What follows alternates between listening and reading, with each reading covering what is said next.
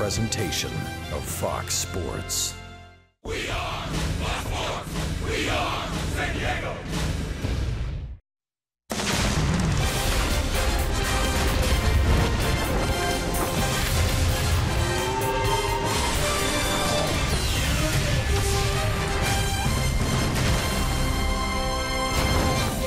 Well, big night last night for Manuel Margot. A 3-run home run that broke open the game for the Padres. Sparry Blash also went deep. And some nice defense, Jose Perella and others, as the Padres took game 2 of the 3-game series.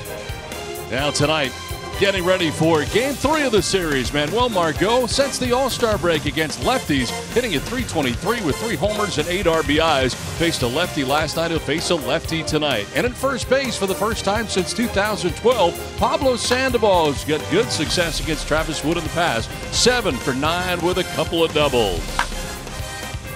Welcome inside the broadcast booth, everybody. I'm Don Orsillo along with Mark Grant. Welcome to Padres baseball. Nice night last night for the Padres and some stellar defense in the ball games. Flashing the leather, weren't they? Stellar defense of the Padres last night. It was nice because when you're a team that doesn't score a lot of runs, it's nice to have defense and help your pitching staff out. Now, when I look at the great defense, not only was it fun to watch, I'm saying taking away bases. So Solarte, at least 1 base there. Blash, that could have been 3 bases. 1 more base by Solarte. Perella, hey, chalked up saving a home run. That's 4 bases. And then Carlos Asuaje, nice play there.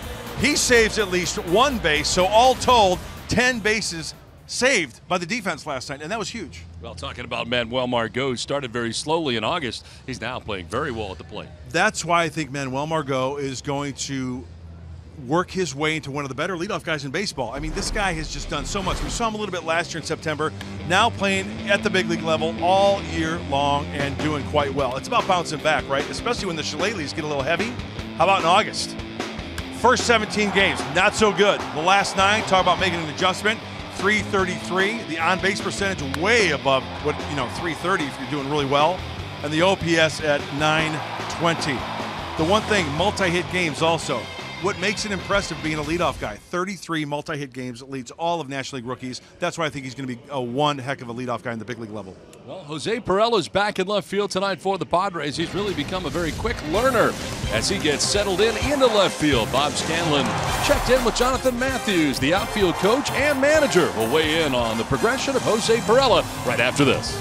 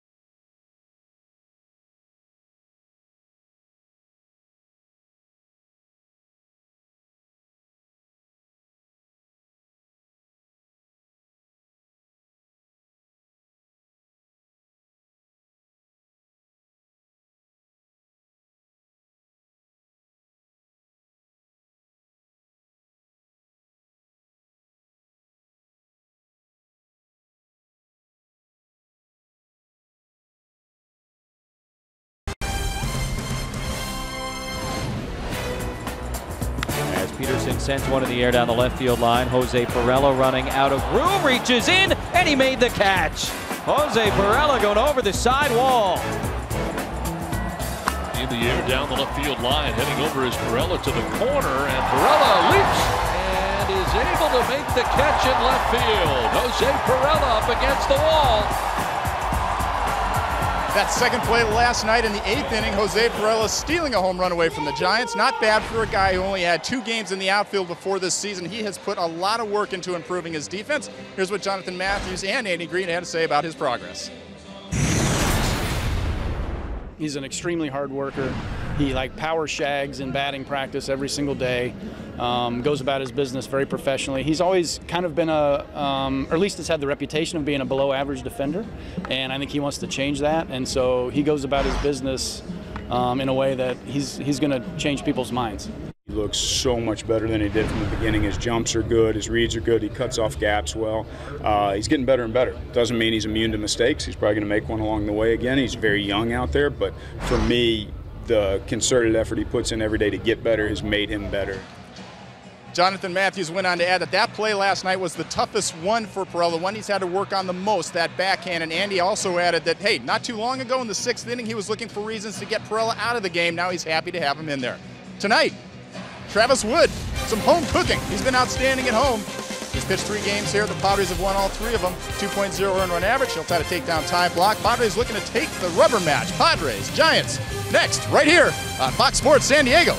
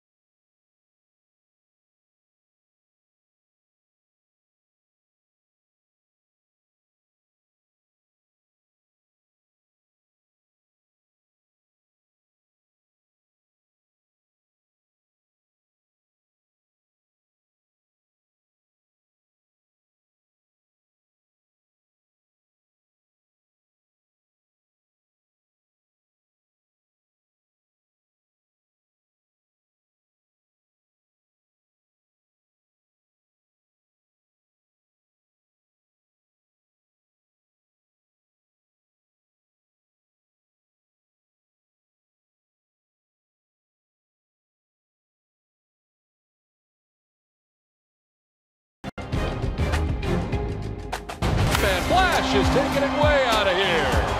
He's at second, Perdomo in first. And a 3-run home run for Manuel Margot. Coming in, diving. Nice catch. Like a star on that one. Pirela up against the wall. We've got more stars tonight than the Milky Way. Quite a night last night. Game 2 of the series as the Padres victorious. They'll try to win the series tonight. It's time now for the weather report, brought to you by your always sunny San Diego Honda dealers. 85 degrees as we get it started tonight, with the breeze out of the west at 7 miles per hour, and the forecast partly cloudy for the remainder of the night, although right now not a cloud in the sky as we get it started tonight as the Padres and Giants wrap it up. Don Orsillo, Mark Grant, and Bob Scanlon with you as Bruce Bochy's team here for the last night. And We check out his lineup, brought to you by Hyundai. Denard Span leading it off in center field with Kelby Tomlinson getting a start at third base. Gorkys Hernandez in left field. Hunter Pence in right with Nick Hundley doing the catching again. Buster Posey out of the lineup. Brandon Crawford at short with Pablo Sandoval getting a start at first base. Joe Panik at second, bats eighth, and Ty Block, the pitcher, bats out of the 9 spot. So Travis Wood ready to go here with Corey Spangenberg in on the grass at third base. Span in on the left side, and the first pitch of the ball game is in there for strike one. Start number 7 for Travis Wood in a Padres uniform. And Span leading it off again as he normally does for the Giants.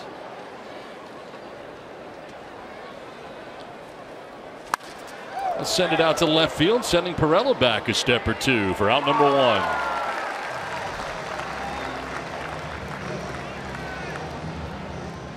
Oh, the left-hander Travis Wood on the hill tonight.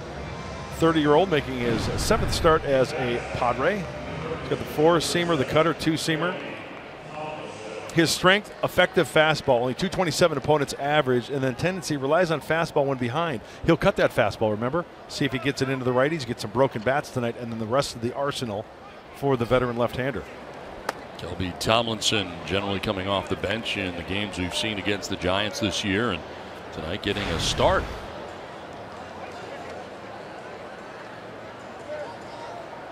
Tomlinson, no homers, 9 runs batted in, a .263 average, and he'll send one foul off to the right out of play.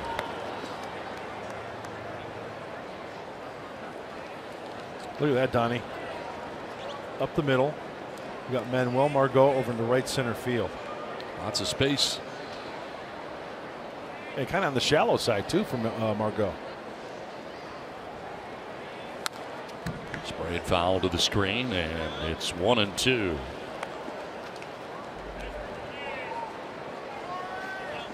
Well, the Padres, since the All-Star break last year, have won 18 of the last 25 games against the Giants in the season series last year and this year. And able to win last night's game, drop the first game of the series. Giants are 13-14 in August. Not had a winning record in a calendar month since June of last season. 2-2 pitch is fouled off down the right field line, out of play.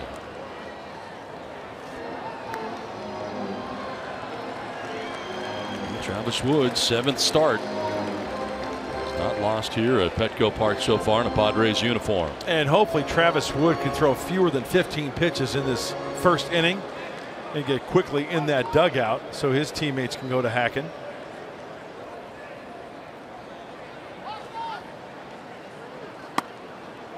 Full count now to Kelby Tomlinson with Gorkys Hernandez waiting on deck here for the Giants.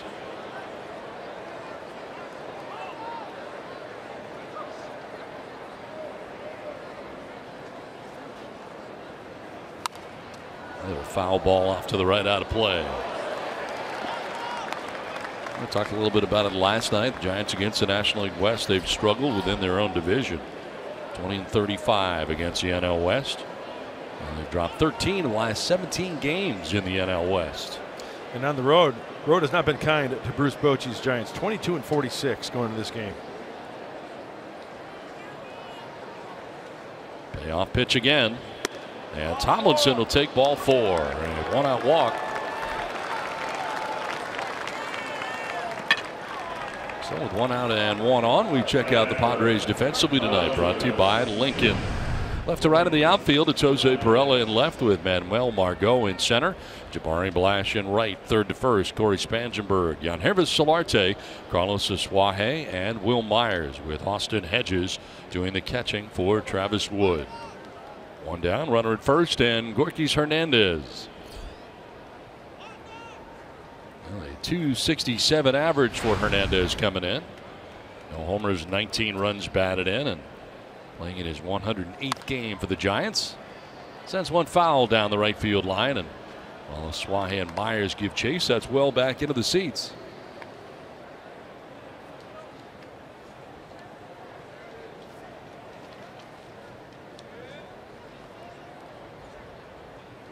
And the season after a postseason appearance for the Giants. .398 as far as their winning percentage, lowest winning percentage all time.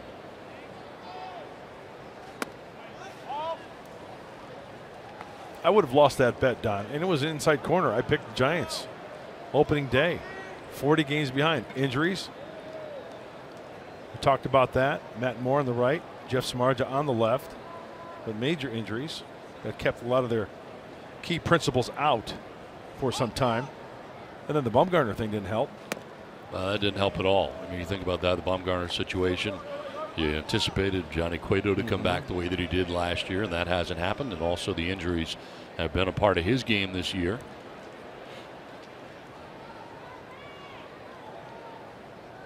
Padres at double play depth with one out here in the first inning, and a 2-1 coming up here from Travis Wood. Rounder foul.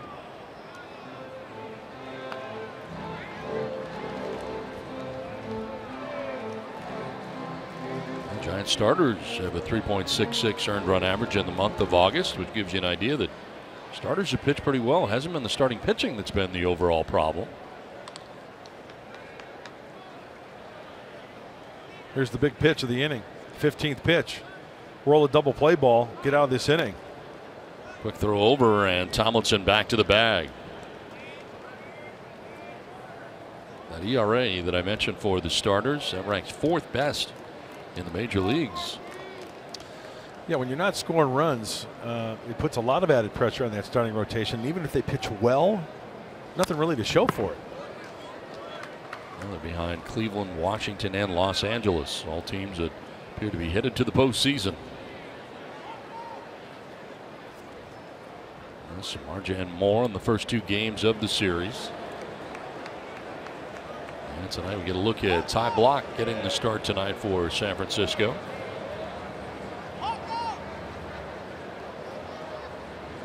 To Hernandez. And a fly ball fouled off to the right out of play. A lot of foul balls early already. Looks like Travis Wood, he's got to keep the ball down. Some pitches up, over the plate, away. Kelby Tomlinson fouled some off before the walk up that way. Gorky Hernandez doing the same thing.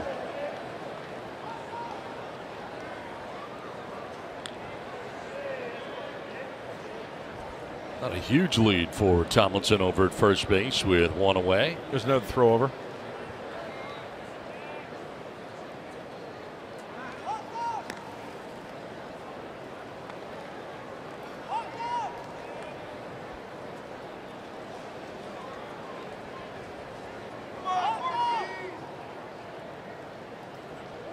One out, one on here in the first inning. Hernandez battling with a count of 2-2. Runner goes. Hernandez swings and fouls it off to the right again. 8th pitch of the at bat coming up. That's one area we've noticed with Travis Wood, especially here at home. The first inning has some trouble and throwing a lot of pitches generally in the first inning. And that goes back to what I was saying. I think part of that reason, when you got righties against him up and away, it's easy to foul that ball off. We saw that early on. Swing and a miss, and he gets Hernandez. First strikeout for Travis Wood. 2 down in the first inning. A big pitch for the left-hander Travis Wood. Looked like some type of off-speed pitch, whether it's a slider or a changeup. 80 miles an hour gets him for the big out.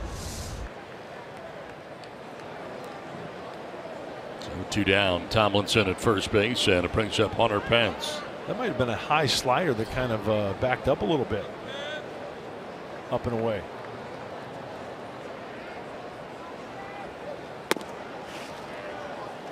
Hunter Pence batting in the cleanup spot. We've seen him hit second in the order. He's kind of been all over.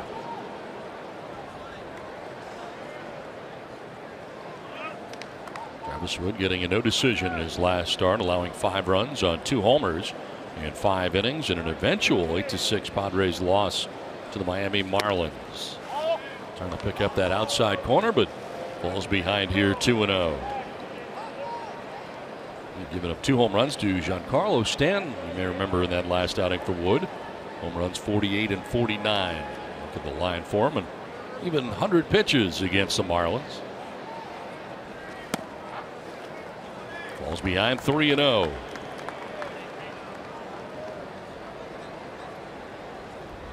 And here at Petco Park, since coming over from the Royals, 2-0, the 2.00 earned run average in 3 starts. 3 starts on the road, not as good. 0-1 with an 8.40 ERA.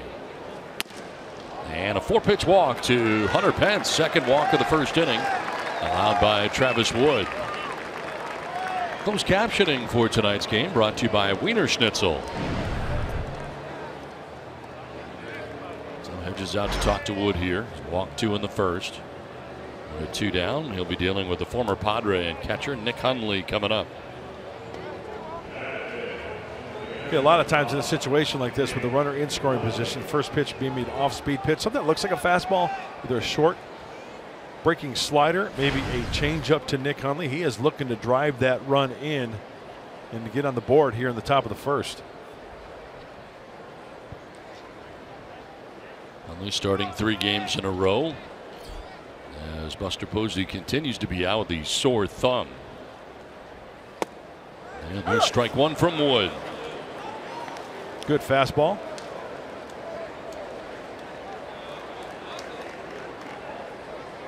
Hundley with 56 hits on the year, 26 of which have been for extra bases. There's 21 doubles, 5 home runs. It's a ground ball, but right to Asuaje at second base. He'll throw to first for the out that ends the inning. Travis Wood works his way around 2 walks in the inning. The Padres are coming up.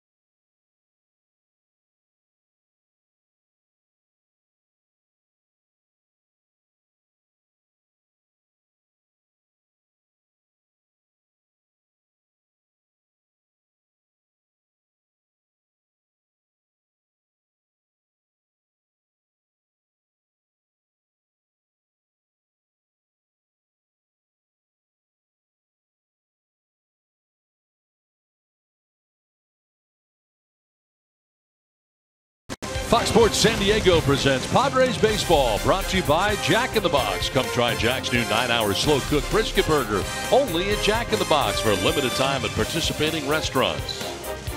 By Petco, where the pets go. And by Evans Tire and Service Centers, home of the buy 2, get 2. Well, the Giants don't score in the top of the first inning. Padres coming up in the bottom of the first inning. And we'll check out the Padres starting lineup, brought to you by Toyota. Manuel Margot leads it off and in center field with Carlos Asuaje at second base. Jose Perella in left with Will Myers at first base. Jan Hervis Solarte at shortstop. Jabari Blash in right. Larry Spangenberg at third base with Austin Hedges doing the catching. And Travis Wood batting ninth for the Padres with Ty Block on the mound tonight for the Giants. And the 26-year-old making his 23rd start, the Denver native. He'll have hitters chase his changeup and also ineffective curveball. So maybe that's a pitch the Padre hitters can eliminate tonight against Ty Block. Not a hard thrower, 89-90 on the fastball.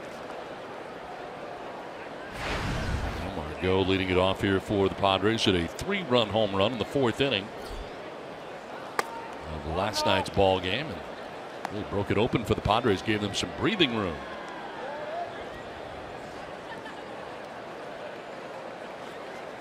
Tying his career and season high 3 RBIs in a game with one swing of the bat.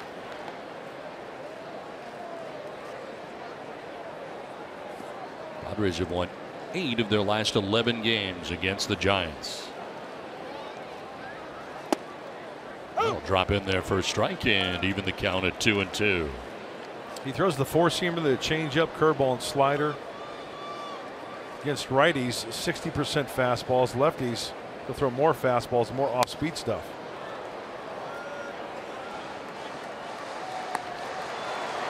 Well, last night, 13th home run of the year for Manuel Margot. And a 3-run shot off Matt Moore. 34 RBIs on the year for Margot. And he'll take one just outside. Well, a good eye by Manuel this at bat. He's laid off some close pitches. Very, very key for a leadoff hitter. In the air to shallow center. Span coming in. And he'll get there for out number 1. Let's check out the Giants defensively behind their starter Ty Blach tonight. Left to right across the outfield. Gorkys Hernandez in left. Denard Span in center. Hunter Pence in right. Toby Tomlinson at third base. Brandon Crawford at short. Joe Panik at second. Pablo Sandoval making the start at first. First start for him since 2012 at first base. He's made 55 total starts at first. And Nick Hundley doing the catching. Carlos Suaje batting.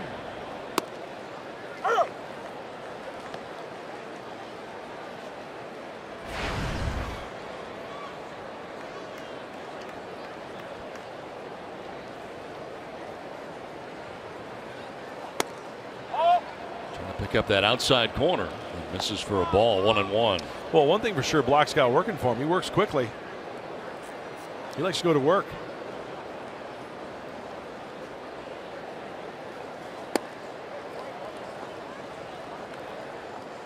Last 3 for this left-hander, not good, huh, Donnie?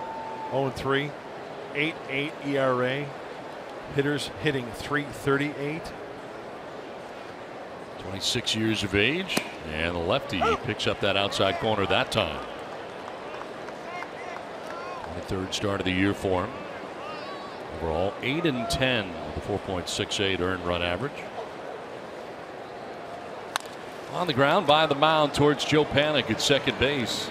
Throws out as Suaje. 2 down in the inning. Time now to take a look at the keys to the game, brought to you by your San Diego Honda dealers. Well, to elaborate off the last stat I just gave, the last 3 starts for Ty Blach. Hey, block party for the Pods. Let's have a party, have some fun. Add to that ERA and continue home trend for Wood. We talked about Travis in our open. The good numbers for the left-hander, 2-0, a 2 ERA here at Petco Park. So 2 down here in the bottom of the first inning, and brings up Jose Perella.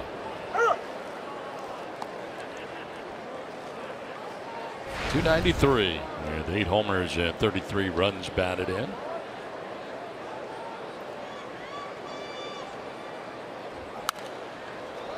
Fouls it off to the right, down 0-2.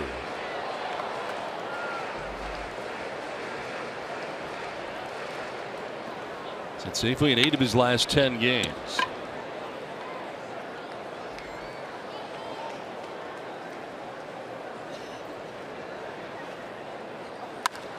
Lines one to right field. Pence on the move, and Pence will get there to make the catch on the sinking liner. Padres down in order, scoreless after 1.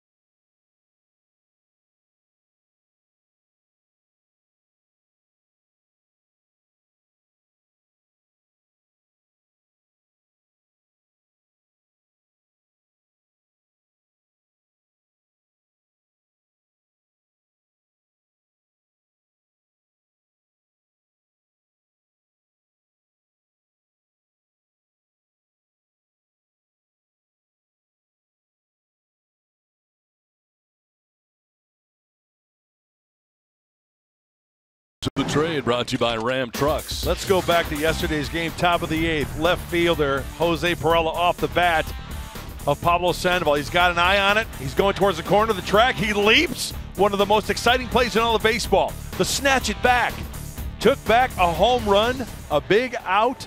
That was a huge play for Jose Perella. We documented how hard he's been working out there in left field. Everybody was happy for Jose making that play. Part of a win here last night. Yes. And some great defense turned in last night by San Diego. And Brandon Crawford leading it off here for the Giants in the second inning.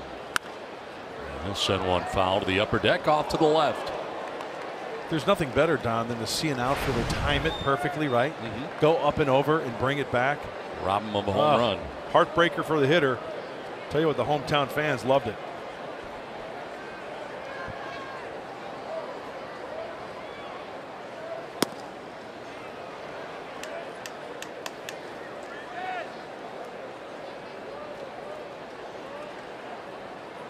Crawford batting 6th in the order, be followed by Sandoval and Panic.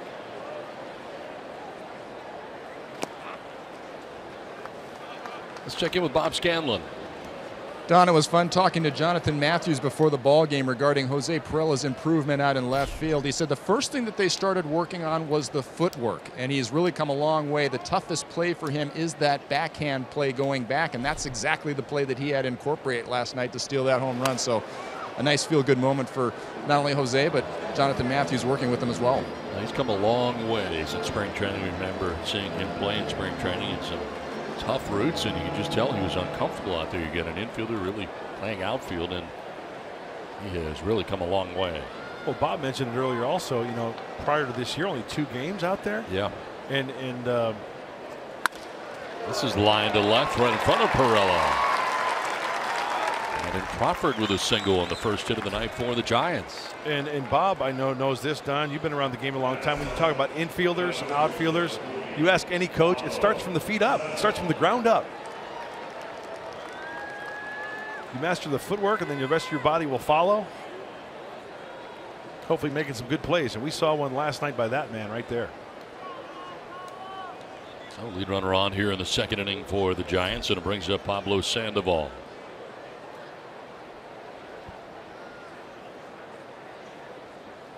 On the ground towards short, could be 2. Solarte glove to second for 1, on to first for 2.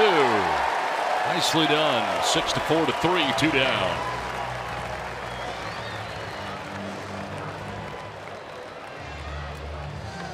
Oh, who doesn't love a little game of flip out at shortstop? Sandoval rolls it over. Solarte, watch the glove flip. That's why it's one of those plays where, you know, as a second baseman, you can feel comfortable at the bag because they have to go directly to the bag. They can't try to take you out. And the nice turn to get Sandoval. So 2 down here in the second inning now. Base is empty, and brings up Joe Panic. Picks up the outside corner for strike 1. Panic batting out of the 8th spot at 274 coming in. 9 homers, 43 runs batted in for the Giants second baseman.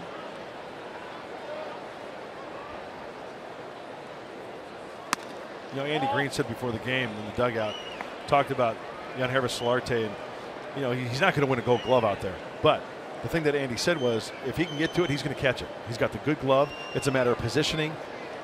They go over the spray charts, how the pitcher pitches the hitters, being in the right position. But yeah, he's gone behind the bag nicely on some plays. He's gone. I'll tell you what, I've lost money. If somebody were to roll tape and say, hey, does he make this play? I would have said, I don't think he makes it. And he goes ahead and make it. Done a fine job.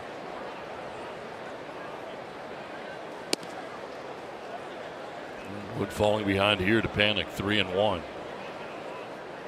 Walked 2 in the first inning. Had to throw 24 first inning pitches.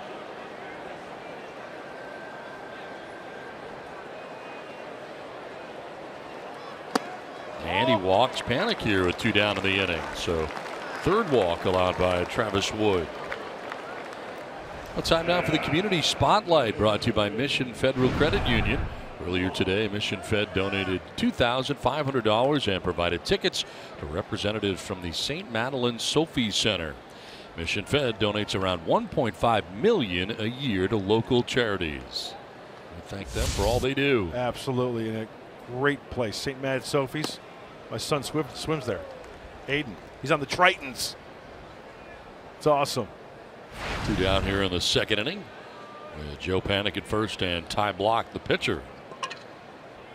8 39 on the year, works out to be 205. Inside out swing and a foul off to the right, out of play.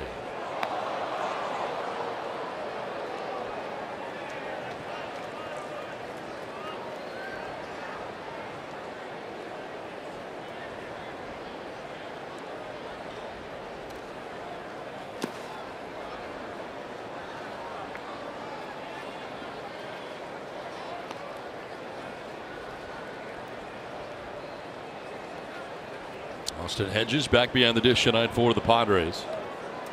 Catching Travis Wood with 2 down here in the second inning, and Joe Panik with a short lead at first base.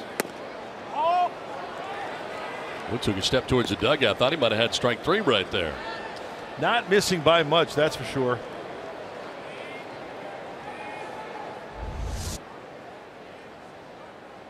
Yeah, off the plate. Yep.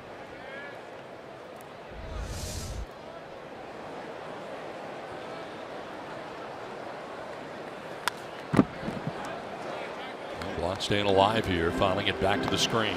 That's not a bad hack by Block. Well, 8 hits on the year.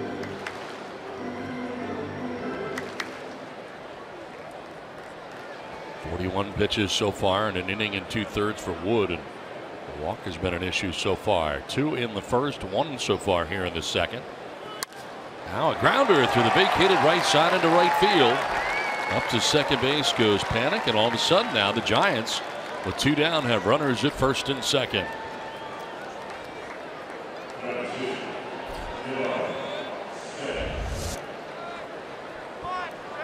Block taking Wood the other way, swinging the wood nicely in this inning. Big hole on that right side.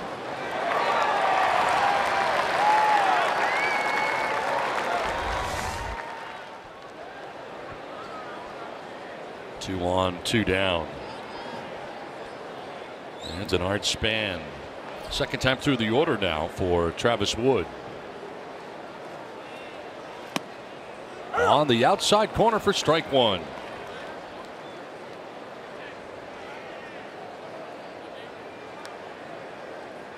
Hey Don, did you ever notice Denard Span's front foot when he sets up? It's like he's on the outside of his foot. I mean, you know, the tendons in my ankle are like barking just looking at it. It looks uncomfortable. Yeah, doesn't it? He doesn't stay like that, but he starts like that. Watch this foot right here when he gets set. We'll kind of like roll on the outside of the front of it. Like, oh, there goes my ACL.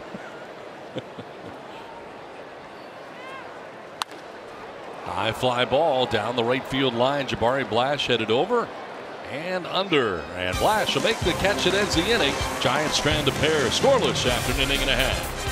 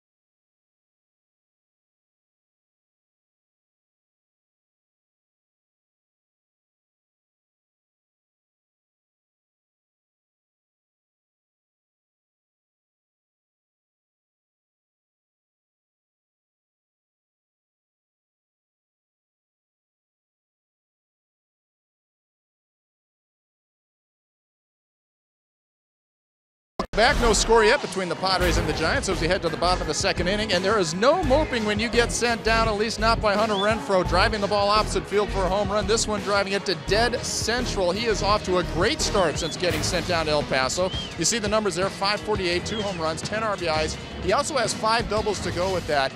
And the most impressive thing, I think, is the fact that he has only struck out 4 times since being sent down. So he is doing a great job of working on everything that Andy and the staff wanted him to.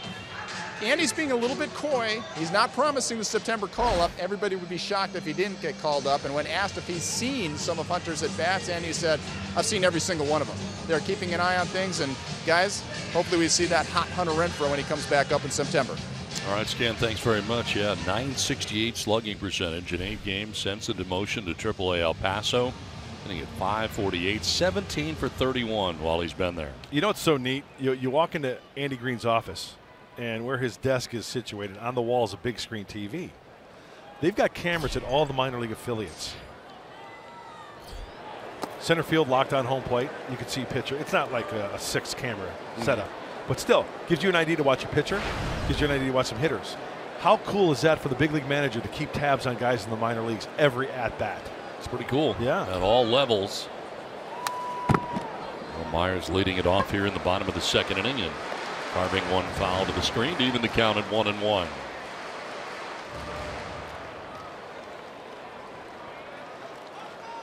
Myers is always rubbing dirt in the bare hands in between pitches.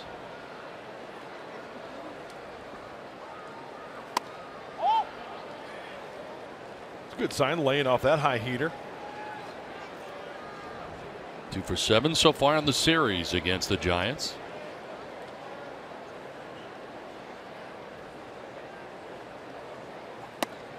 Myers has hit safely in 7 consecutive games against the Giants. And some good numbers against San Francisco this year. He's done a lot of damage against the Giants.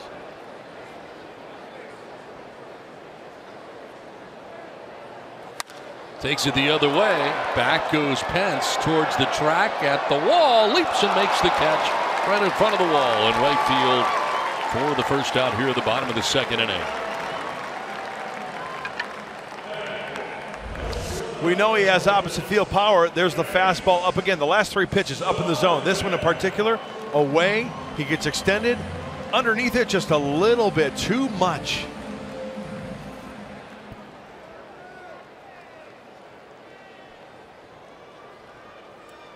Had the right idea, though. Well, Ty Block appreciates the effort out there in right field by Hunter Pence. And it brings up beyond here to Solarte.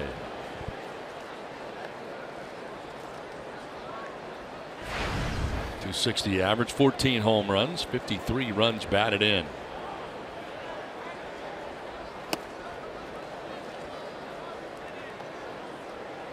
Tell you what, when you throw only 89, 90, if you got a cut fastball, it's not a bad idea to move guys' feet. Moving it off the plate, you go soft away, four-seamer away, breaking ball away. So many things that a pitcher can do.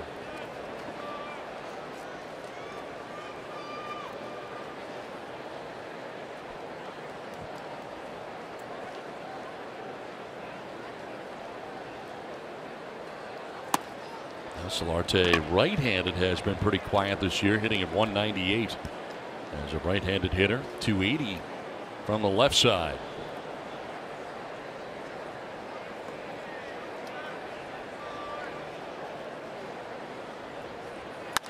Right back where it came from. It kicks out towards second base. Panic will throw to first, and he just gets Solarte. What a play by Panic as it kicked off the pitcher, Ty Block, and changed direction out to the second baseman, Panic, and he still gets Solarte. Now they're going to check on Ty Block, make sure he's all right. This ball was smoked. Did he kick that with his right foot as it just got between his legs? A little hacky sack to Joe Panic, who has to change direction. And once again, Solarte does not have blazing speed, but he is busting it out of the box. He wants to smell that infield single, and they get him by about an 1/8 of a step. Well, he's impressed by the defense behind him so far tonight. Hunter Pence with that first catch in right, and now A 1-4-3 put out of Yangervis Solarte at first base. Now Jabari Blash. Blash able to connect last night for his 5th home run of the year. 14 RBIs, a .216 average, and in his 41st game of the season. Boy, when he connects, they go.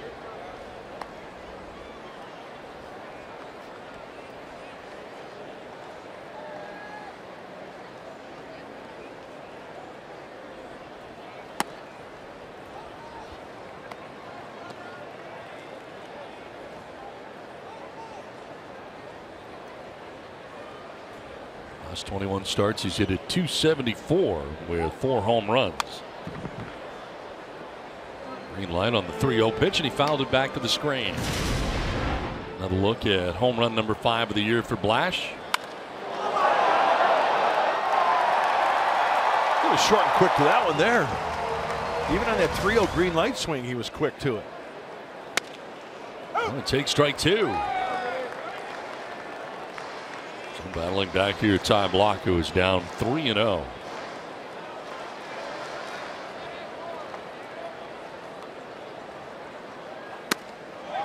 Close pitch, but called a ball. And a 2-out walk, first base runner to reach for the Padres on the night. Let's tap now for the Arco top tier player profile. We take a look as the Giants starters. Well, their earned run average in August, a 3.66 ERA. And behind the Indians, Nationals, Dodgers, and Yankees in that category. So it's not the starters. They've been doing pretty well, just not getting the offensive support. And you take a look at their outfield.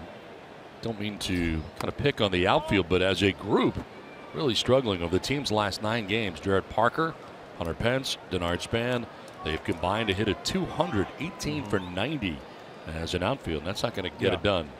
And overall, as a team, they're ranked 13th in average. They don't hit home runs. They're last in that category. 14th in RBI. So hey, the starting pitchers, they're holding up their end of the bargain.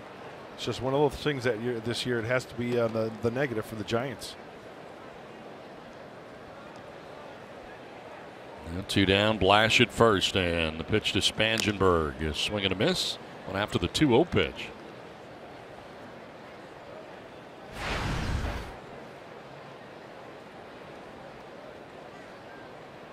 He was 2 for 3 in the ball game last night, his 28th multi-hit game of the year. It's him on the ground this time to Joe Panik at second base. He'll go to first for the out that ends the 2nd inning. Through 2 tonight from Petco Park, no score.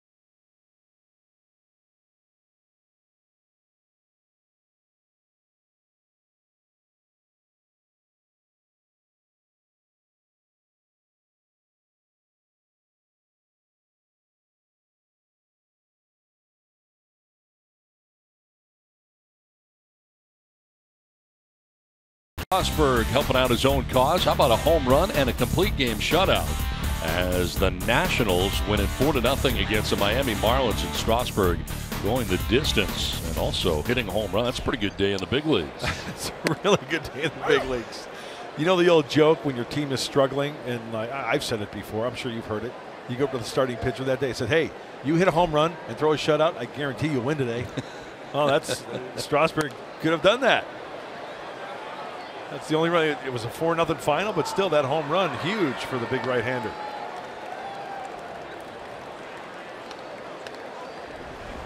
Well, the National League East has sort of been over for quite a while. The Nationals winning today, but they get a 15-game lead.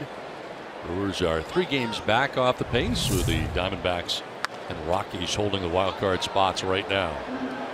You know, the Mike Leake deal, he went to Seattle. I'm just wondering, it's the 31st, the deadline, right? It's tomorrow. Got to be on the roster. I'm wondering what of those, if any, those wild card teams going to get that one maybe left-handed bat on the bench, that one maybe starter, that one reliever, whatever, that could possibly put them over the hump. Maybe nothing's going to happen. Who knows? It'll be Tomlinson leading it off here for the Giants in the 3rd inning. Ooh, pretty good pitch. And he's held on to it, framing it there for home plate umpire Alfonso Marquez. Yeah, off the plate after a second look. By the way, Larry Vanover, we hear he's doing well after last night, taking himself out of the game. It's a good sign. Yeah, he got a foul tip right in the chin on his mask, and immediately kind of tested a little bit. And then what was it, Don? Maybe a minute or two. He walked off with Mark Rogo, the trainer for the Padres, and we hear that all reports are good, so we wish Larry well. And joining the crew, Ramon De Jesus, as Vanover not with the crew tonight. Here's a drive down the left field line for Tomlinson that is headed for foul ground.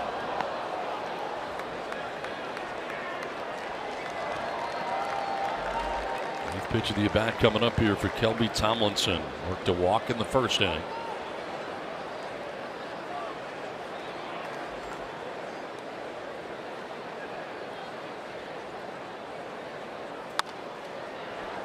He's been a tough out so far in this game. Do you see his swing? It's kind of a short swing to where it's the intent to go the opposite way, right? Fouling a lot of pitches up.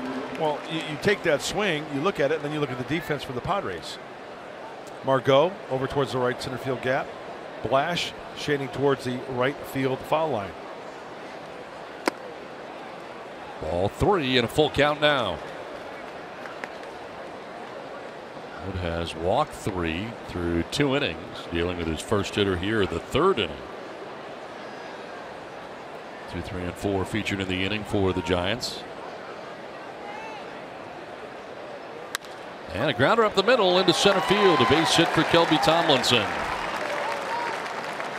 Second time in 3 innings the Giants have had the lead runner on. Another long at bat, a 10-pitch at bat. Tomlinson working that count full. Wood wants to go down and away. And you can see the intent for Tomlinson, the whole at bat, right field, right field, right field. He goes out and gets that one. It's a ground ball to the center fielder. I mentioned that he walked first time up. The first at bat for him was an 8-pitch at bat. This was a 10-pitch at bat. So let me guess. 2 at bats. Fast math. 18 pitches? 18 pitches. That's a lot of pitches to see.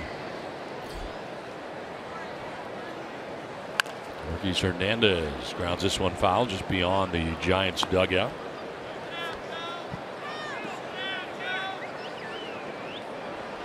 He struck out swinging in the 1st inning.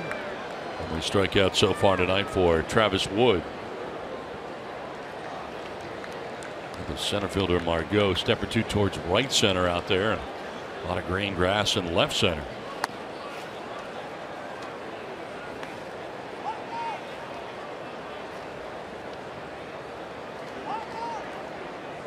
Marquis Hernandez coming off the bench last night, but in the starting lineup tonight. In the nod in left field. Jared Parker begins the night on the bench.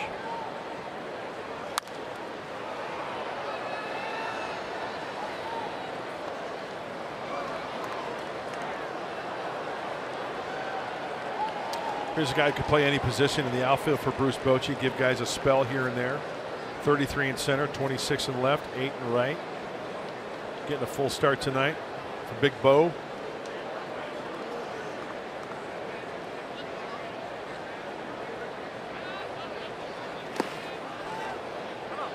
Well, Hernandez was hitting at 195 as late as June the 15th. However, since that date, he's hit at 322 over his last 54 games. Raised his average by 72 points. 195 to the 267 mark where it currently is. Pretty versatile. He's played center field, left field, and right field.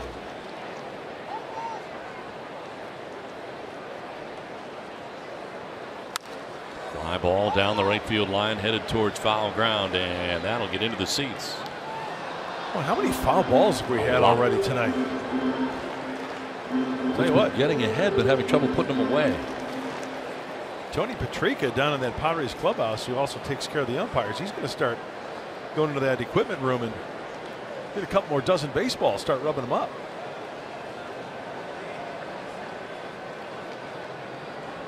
We'll need some more onions.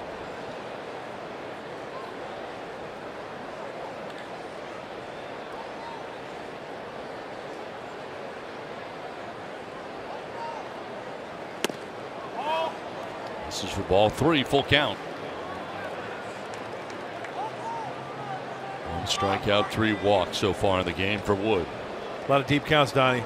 5th 3-ball count as we take a look at America's greatest ballpark. What a beautiful evening downtown. Throw to first base, and Tomlinson back safely.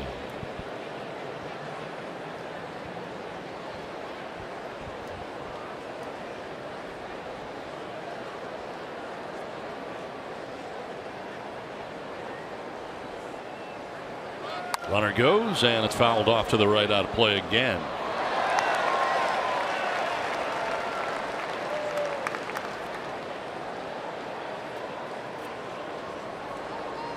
Eighth pitch of the at bat coming up here for Hernandez.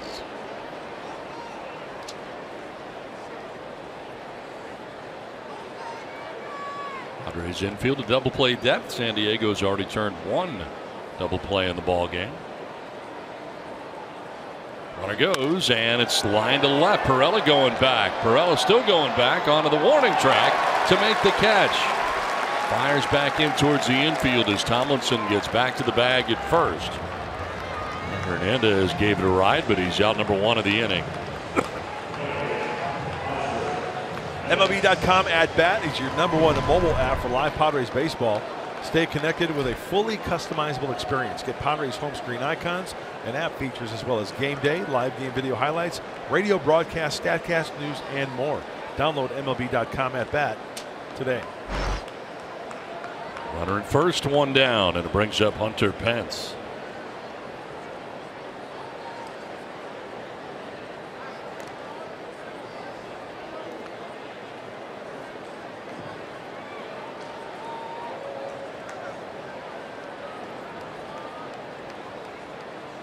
Pence walked in the first inning. Total of 3 walks allowed by Wood so far in 2 1/3 innings. Another throw over, but Tomlinson back to the bag.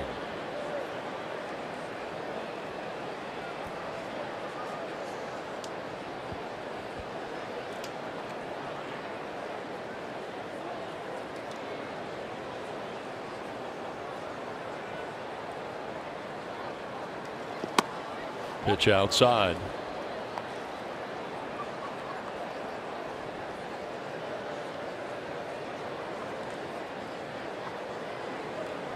Well, you get ahead of Hunter Pence, and we've known through the years that you don't have to throw him a strike.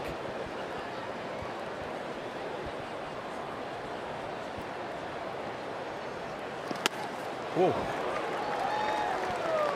It's a pretty healthy hack right there.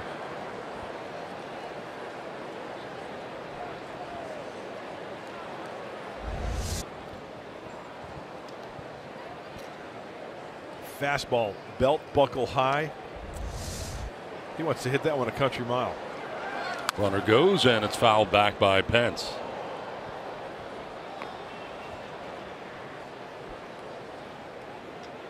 Now, Tomlinson's been very active over there at first base.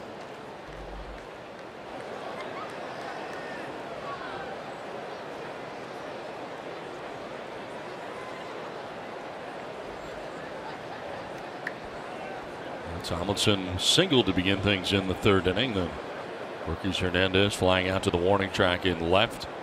1 out, 1 on. And Pence will take ball 2, 2-2.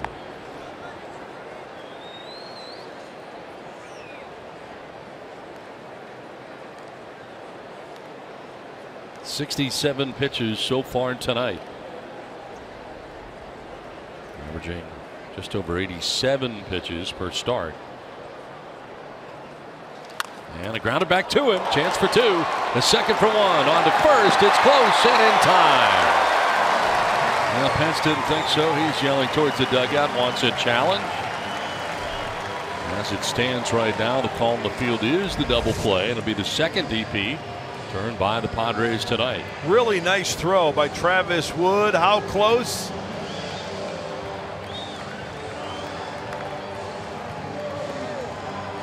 I got out. I got out. Yeah. Doesn't look like the Giants are going to challenge it. So much to the chagrin of Hunter Pence, doesn't look like Bruce Bochy's going to challenge this. So we are scoreless after 2.5.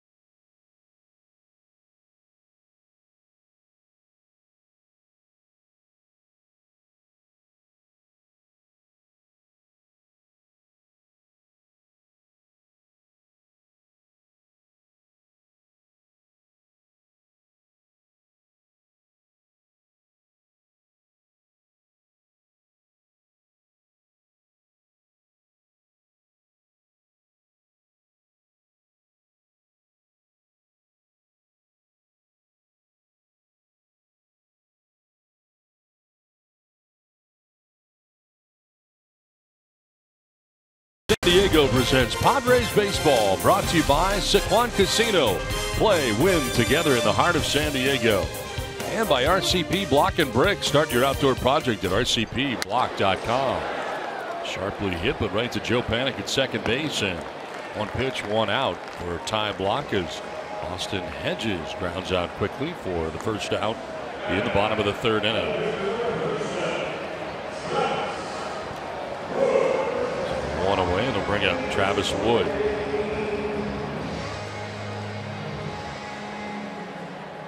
1 for 12 at the plate for the Padres. Combined numbers between Kansas City and San Diego.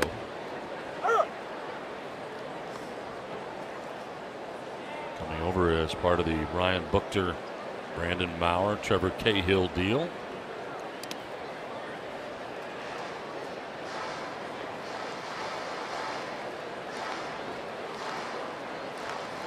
So far, Ty Block has not allowed a hit. Base runner to reach. Jabari Blash on a walk in the 2nd inning. Here's a drive to left field. Back goes Hernandez at the wall, and that ball is gone. Travis Wood with the first hit of the night for the Padres. Helps himself out with a home run.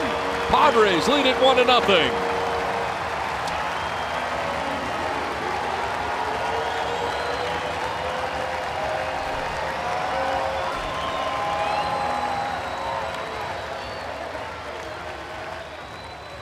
Well, pitchers around the league know that Travis Wood can hit the baseball.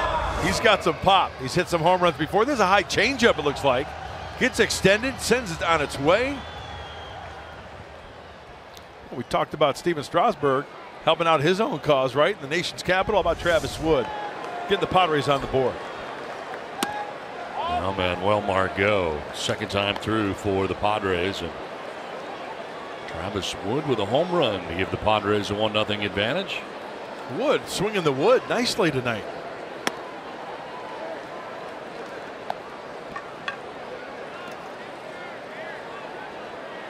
You did not have that as part of your keys to the game, right? I did not. No. But he's joined the block party, right? Tap foul, yes he has. Yeah, hitting a homer is fun. He's announced his presence with authority. His first home run since 2014.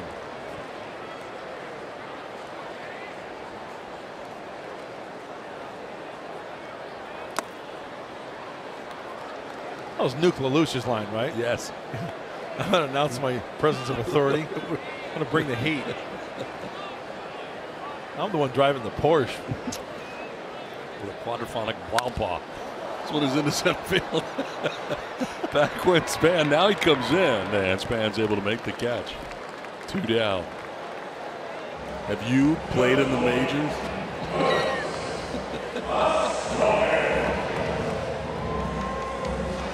Yeah, like you played in the majors. Yeah, actually I did. Got called up September, a cup of coffee. 21 days, I think. Best 21 days of my life. Yeah. Yeah. And we're quickly approaching September. Absolutely. Friday, September 1st. August the 30th today. 2 down in the inning. Carlos Suaje getting his second AB. Nodded out to second base, first time up.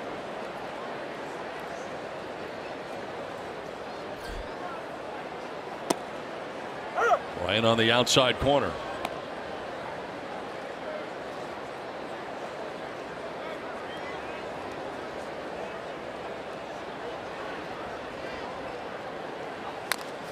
On the ground down the first baseline, Sandoval will play it in foul ground.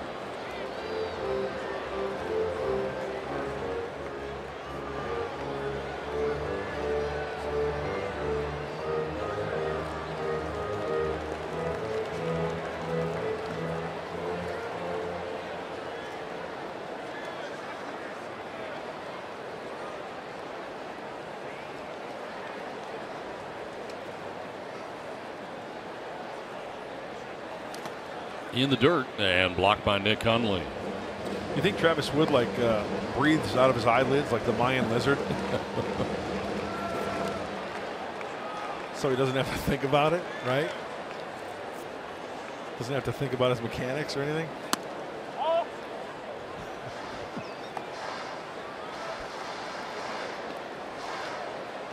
And you know what the amazing thing is? It's not really amazing because he's such a good athlete, but you know he's been there before, right?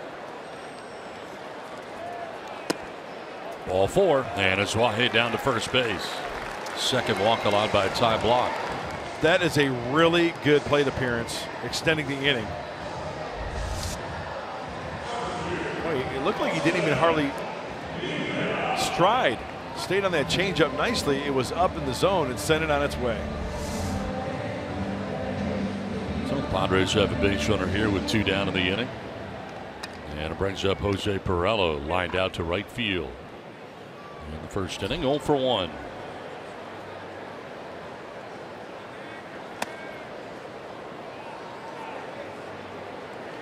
Now for Ty Block, his 30th appearance of the year, his 23rd start of the year.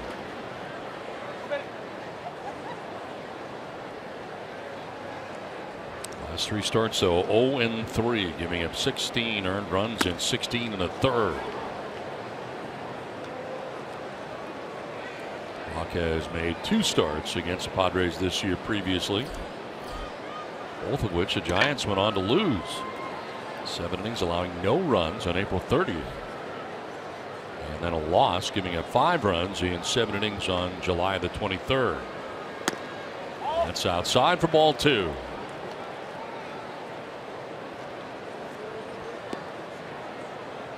Block did lose his last start to the Diamondbacks. They took 4 runs in 5 innings, part of a 4-3 loss to the D-backs.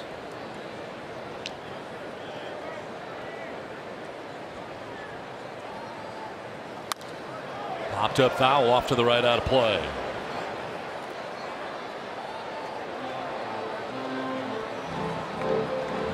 run for Wood, his 10th of his career. That's impressive.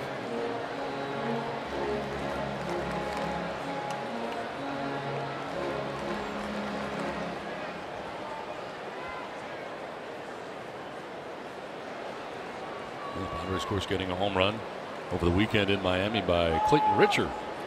So 2 in the last 4 days for San Diego. This was a 2-run shot at Marlins Park in Miami.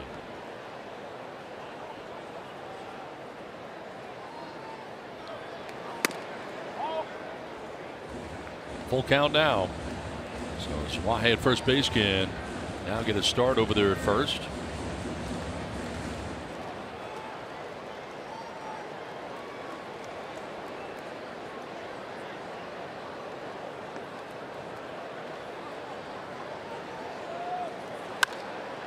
Popped up, shallow left. In comes Gorkys Hernandez. And he'll make the catch. It ends the inning, but Travis Wood with a solo shot has given the Padres a 1-0 advantage. 10th of his career. 1-0 San Diego after 3.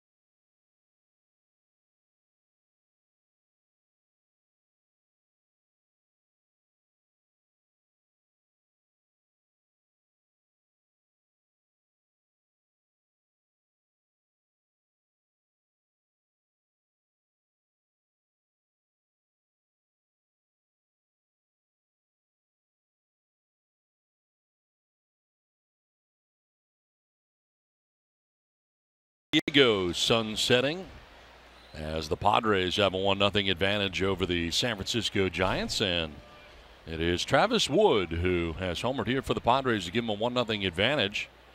To the 4th inning we go, and Nick Hundley leading it off here for San Francisco. It's been amazing. The Padres this year have had the Giants number for the most part. Grounding out to second baseman Carlos Suaje in the first. And a foul down the right field line. Mark Sweeney along with us. Good to see you guys. Good to see you. Nice job on the inside corner. I love the pictures. But you made an interesting point today that was about these Giants. And surprisingly, you're talking about how many games back. It's a shock. It's unbelievable. It really is a shock. Obviously, it's more of a shock to the Giants. But yes, for us to watch this club, and you're right, though, they've set a tone and they've set such a huge bar under Bruce Bochy and what they have done with those world championships. Yeah. And of course, the Dodgers have been having, right, separating themselves. But my gosh, if somebody were to come to me on opening day when we had our little round table, hey, the Giants on August 30th are going to be 40 games up. I would have taken that bet, right? Yeah. Not only are they talented, but you knew that they had the ability to, even if they got off to a tough start, they could right the ship. Out towards deep right center field. Back goes Margot towards the track and the wall. That's going to want to hop the wall. Hundley headed for 2, and he'll get to second base standing with a leadoff double to begin things here in the 4th inning.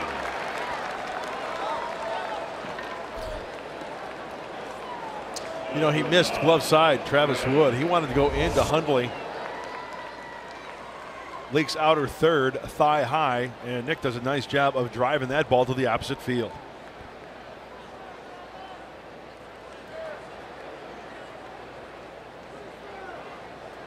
Had 2 strikes on him too. 2-2 pitch. So for the 3rd time in 4 innings, the Giants have a lead runner on. And some taxing stress innings here for Travis Wood. Now Brandon Crawford will take ball 1. Crawford with a single in the 2nd inning, one of 4 Giants hits.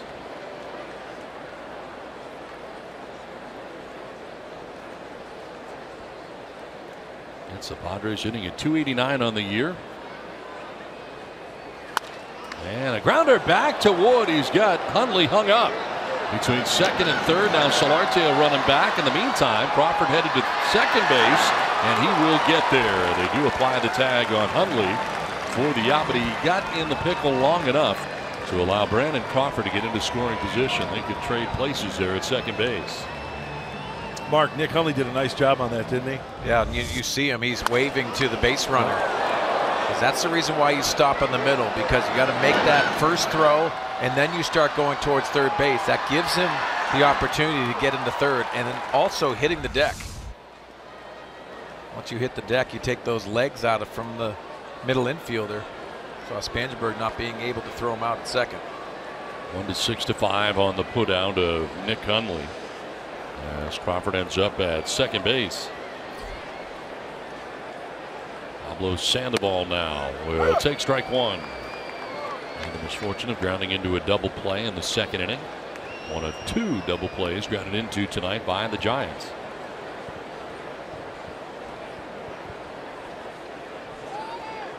Pablo tonight getting the start at first base across the diamond.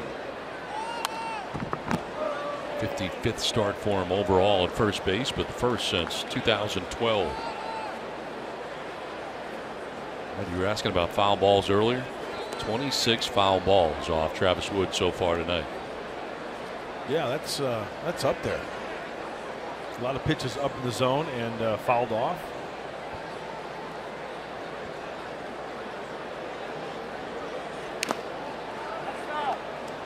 Fouls it off and hangs here at 0-2. You know, another factor with those foul balls is a lot of guys, you start amping up. Because it's not velocity with Wood, it has a lot to do with that elevation. So they're trying to supply the power, the hitters. So they start amping up. A lot of those swings become foul balls.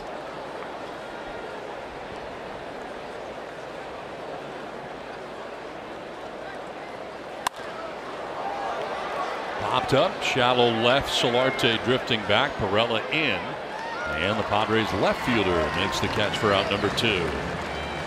Really nice job from Travis Wood there, because Austin Hedges, he came to the side, he over exaggerated with the glove.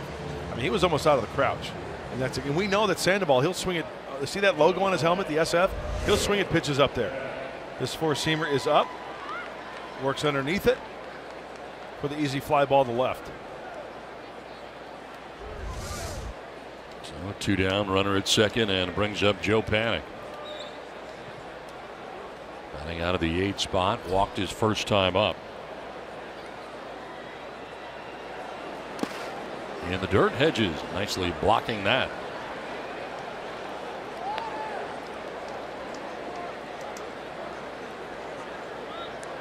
Joe Panik batting out of the 8 spot, but one of the better Giants at the plate. Hitting at .274 in the year, 9 homers, 43 runs batted in, and 1 of 3 walks allowed tonight by Wood. That'll pick up the outside corner. Mark, did you ever find yourself hitting in the 8 spot? Yeah, and I I'm did. wondering what the dynamic is. It does. It changes things. Obviously, you have to factor in the situation of the game. Always play to the scoreboard when you're hitting 8th. But in this scenario right here, you know you almost have 2 strikes on you when you're getting up there. You try to simplify it as much as you can when you're in the 8th spot. Especially in the National League, we got the pitcher on deck. There's a lot to factor in there, I would say. Might not get much to hit, I would think. Well, you get pitches to hit, but you have to focus on. It's almost a 2-0 approach for you as a hitter, because you're looking for something that's a mistake rather than that 2-strike pitch that's off the plate or maybe even on the edge.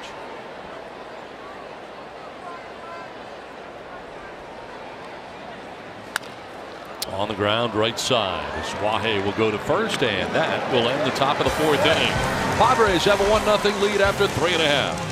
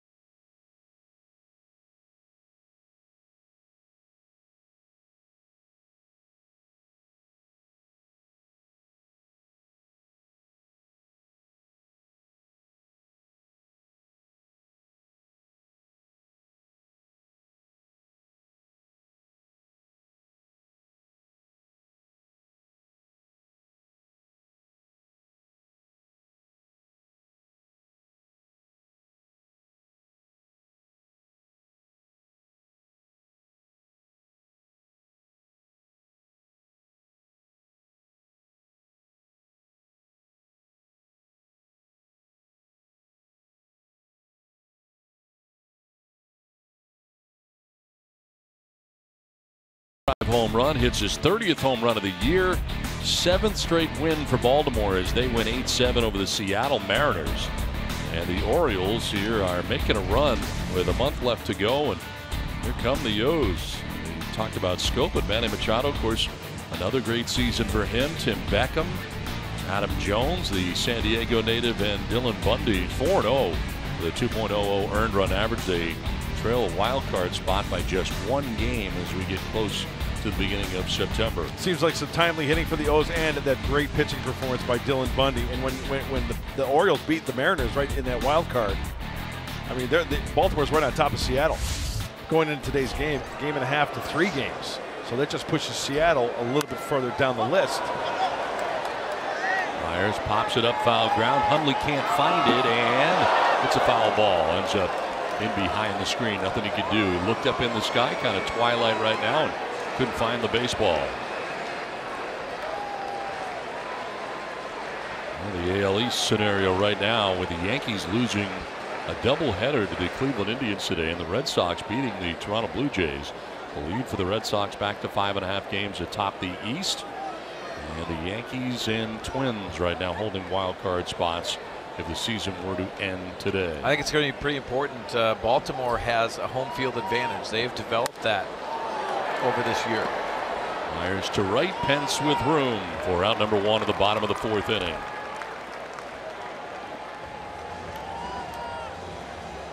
Well, strength of schedule always important for those wild card contenders. And you take a look at what is ahead here in the strength of schedule. You know, it really favors the Minnesota Twins if you look at it, because they only play 6 teams that are above 500 down the stretch. Now you can look at 2 things with that. Minnesota Twins obviously are playing teams that they should beat, but man, in September you see a lot of teams that come up with some of these younger players from the minor leagues trying to prove themselves. They have nothing to lose, and it poses a challenge for these teams that are trying to hang on. And they're talking about expanded bullpens as well. You can go left, right, and matchups much earlier in games. We've seen that. I gotta be honest with you, I really don't like expanded rosters. I don't either. You play under one set of rules for 5 months, and a whole different set of rules for the last month of the year. Yeah, we had this topic of discussion last year. I wouldn't mind expanding it maybe 3 or 4 players and like have a rotating roster. Yeah, like the NHL where you pick your healthy scratches that night. Well, you want young players to have opportunities to come up and be in the big leagues, but also that experience and the value of being in that dugout and the atmosphere that's here is still that opportunity. First strikeout of the night for Time Block is Spangenberg, or rather Solarte, chasing after that. 2 down. Play changeup up and away, opening up on the front side, the hip, the shoulders.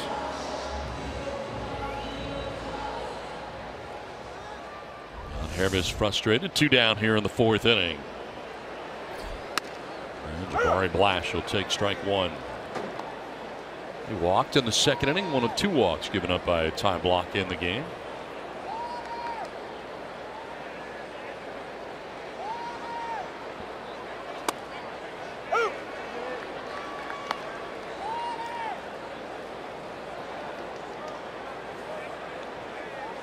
Just the one Padres hit, a home run by Travis Wood, and it's the difference in this game.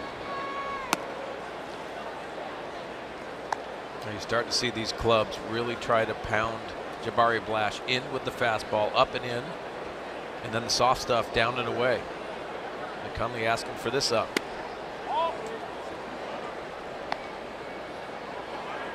You always hear that up and in, down and away, but until you prove it as a hitter that you're going to either stay off it, Dave Righetti looking on, but you stay off it or possibly neutralize that. Up the middle, diving is Brandon Crawford, can't get it. It's into center, and Jabari Blash on for the 2nd time tonight, his first hit.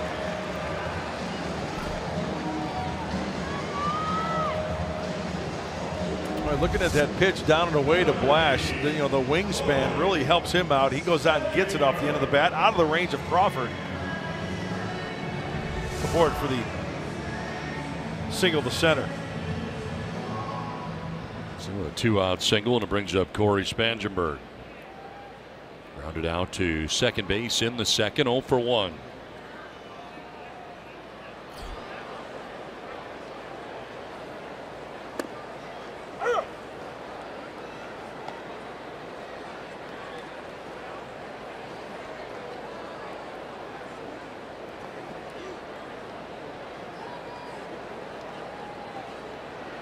Throw to first, and diving back is Blash. Block tried the element of surprise right there, just flipping it over to first base, but Jabari able to get back. Gains the lead again, pretty good sized lead.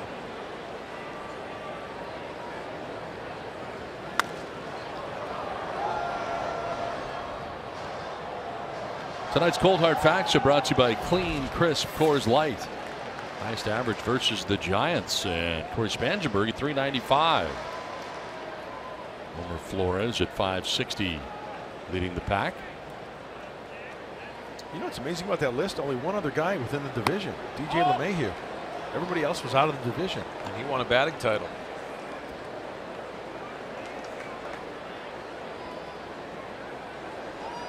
Block able to get Myers to fly out. Solarte struck out Blash with a 2-out single.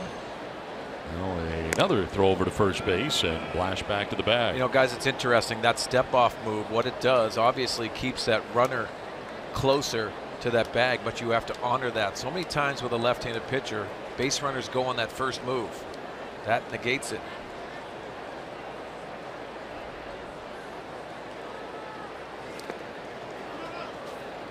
This blocked by Hundley. As a base runner, your first move, your concentration is on that front foot. That's the reason why that step off move, if you have an accurate arm and have a strength, you can get those base runners.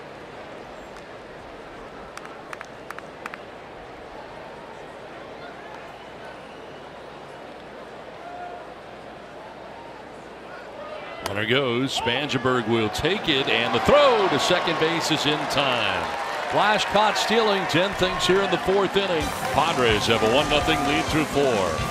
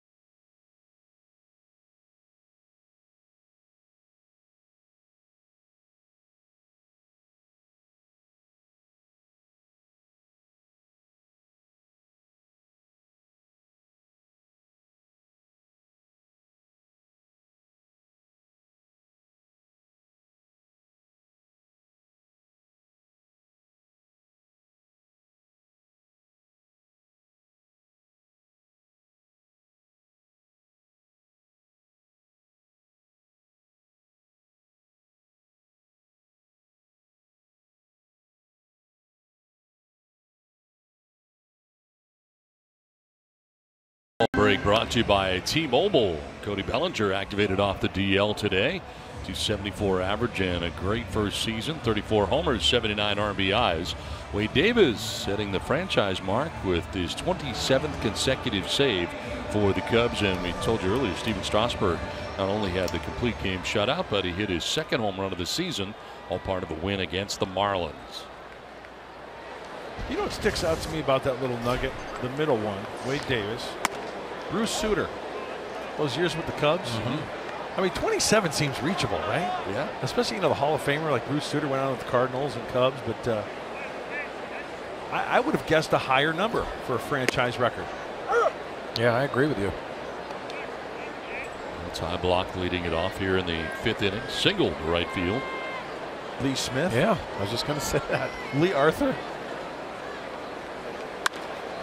Line to left center field, and that's going to get down. Roll to the track in the wall. Ty Block headed for 2, and he will pull it up around second base. So both pitchers swinging the bat tonight. Wood with a home run, and now Block with a double after singling back in the 2nd inning. Well, Mark Sweeney, he swung the bat his first at bat. He fouled off a pitch, and he's got a pretty good looking swing. It sure does. 1-1 pitch down, and he pulls this one to the gap. You see on that pull side, they were shifted on the opposite field, easily splitting that gap. So Block at second base to begin things here in the 5th in this tight ball game. They're in at the corners.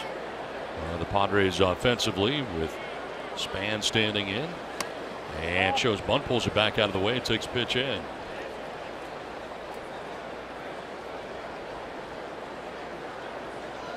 He's flied out to left and flied out to right.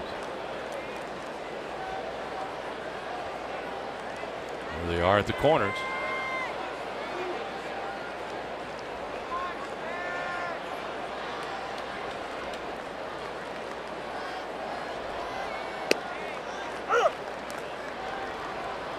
Span didn't think so.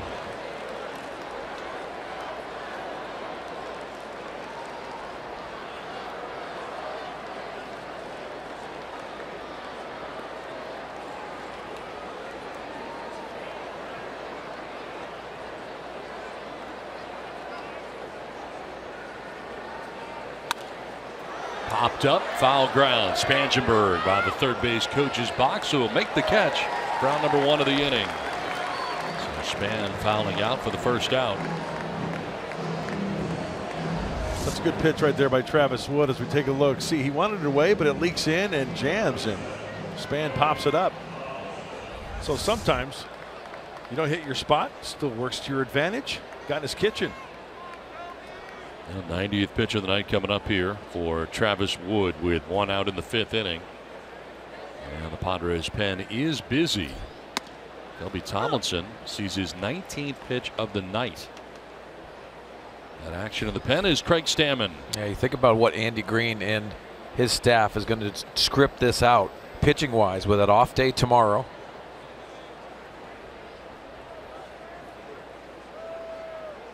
And then of course you start looking further down the road and what that series is going to be with the Los Angeles Dodgers.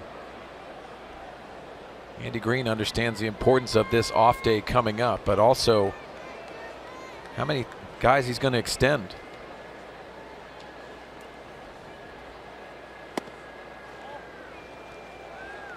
Well, Tomlinson's had some very good at bats tonight. He walked in the 1st inning, singled to center in the 3rd inning. Seeing 21 pitches in 3 at bats. And is ahead now, 3-1. And that helps a hitter. If you see many pitches, obviously you're seeing that release point.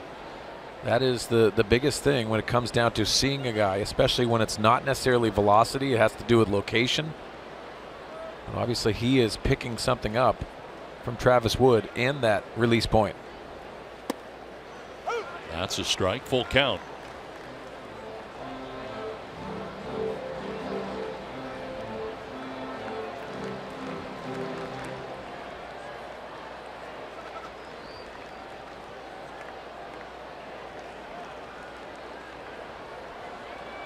Payoff pitch.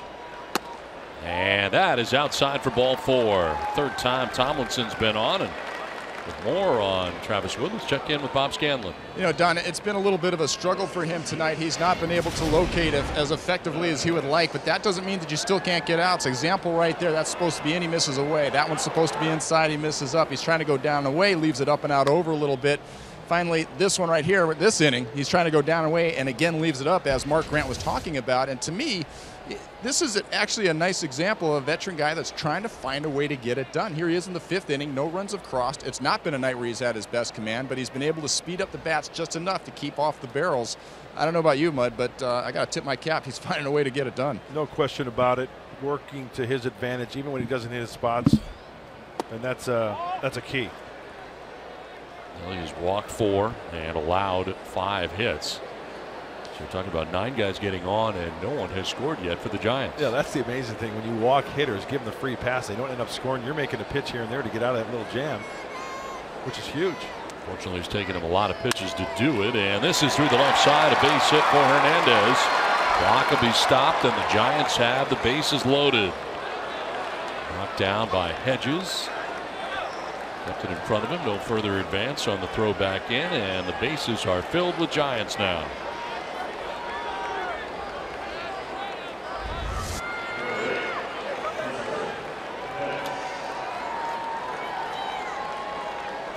Did you guys notice that Phil Nevin didn't give the stop sign until the runner at third, Block, just got to the bag? And I'm guessing Mark Sweeney is a third base coach, and if that guy bobbles it, you got to turn it back on, right? Oh yeah. Well, Wood cannot get through the 5th to make himself eligible for a victory here. He leads with the bases loaded and 1 down. Craig Stammen will be coming in. Padres have a 1-0 lead.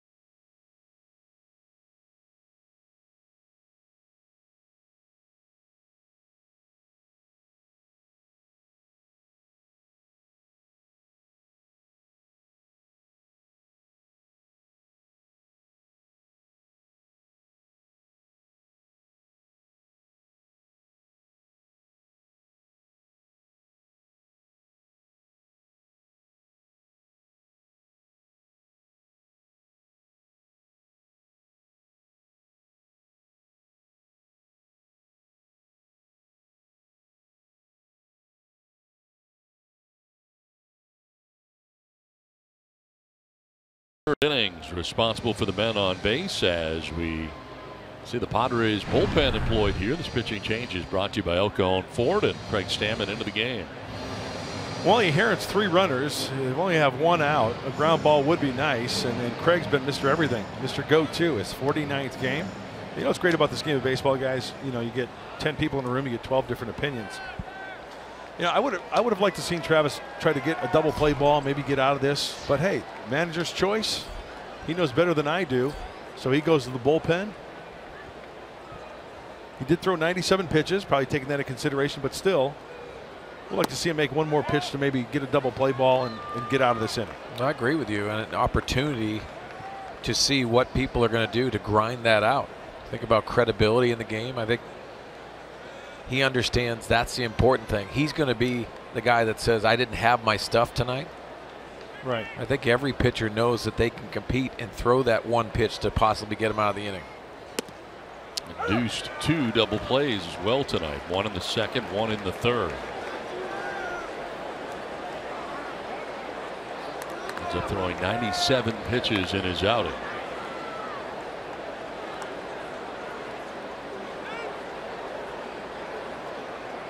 1-1 coming up here to Hunter Pence.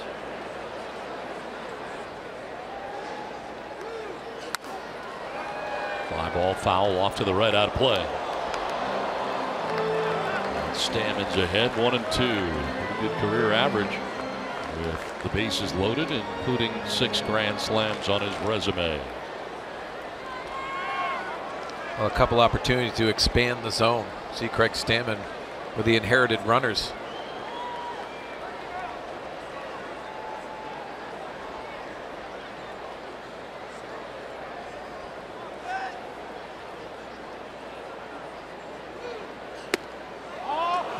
Just away. 2-2. Trying to bring that two-seamer back. That was off the plate. Good call.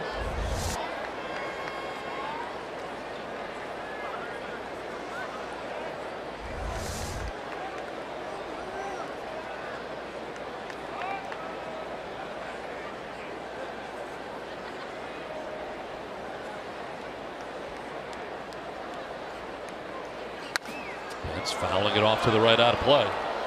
Battle continues. Fastball at 94. Almost seemed like Hunter Pence was looking for the off-speed pitch on that. Fighting off that fastball. Watch the fastball on the outside part. That's a strike, and he fights it off. Almost takes it out of Austin Hedges' glove. There's an emergency swing right there. Man.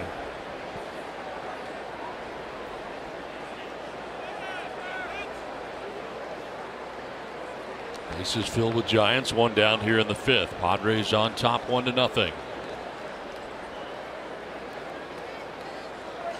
And a swing and a miss. Stammen strikes out Pence. Needed something that didn't include contact, and he's able to strike out Pence for out number 2. Well, this is a high pressure situation, high leverage, right? So let's go back to the first pitch. Trying to establish the fastball in, moving his feet a little bit, so back and forth. Evens the count. Now he's got him in the hole 1-2. Fish ain't biting out there, 2-2.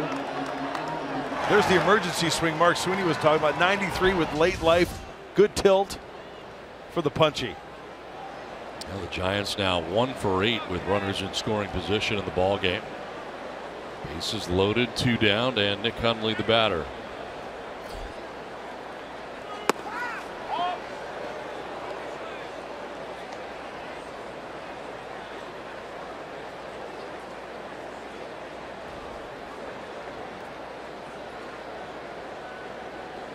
Has grounded out to second and double.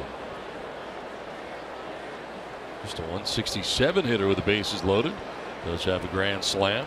Manny Margot favoring that right center gap. The last time, that's where Nick Hundley took his last at bat, that double.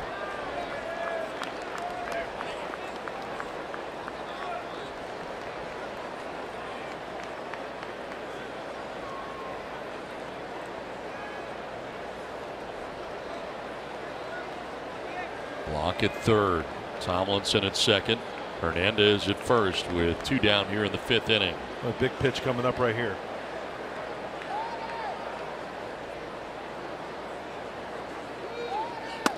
Hundley will take the strike, and it's 2-1.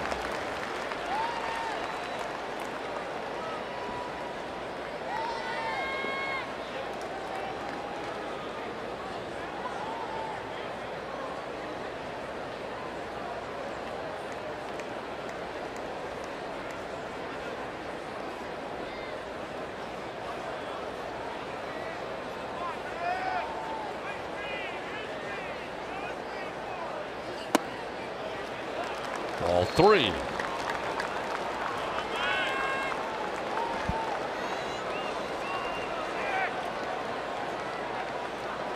Hey, heads up, Manuel Margot and Jabari Blash. I'm just guessing here. Good two-seamer away. And Hundley's going to try to protect, right? Try to maybe drive it that way. And see if you get maybe a pop fly or a liner to one of the outfielders out there. Hundley grounds one right side. Asuaje moves to his left. The throw is in time, and Stammen gets out of the bases loaded. 1-out jam. Padres have a 1-0 lead halfway through.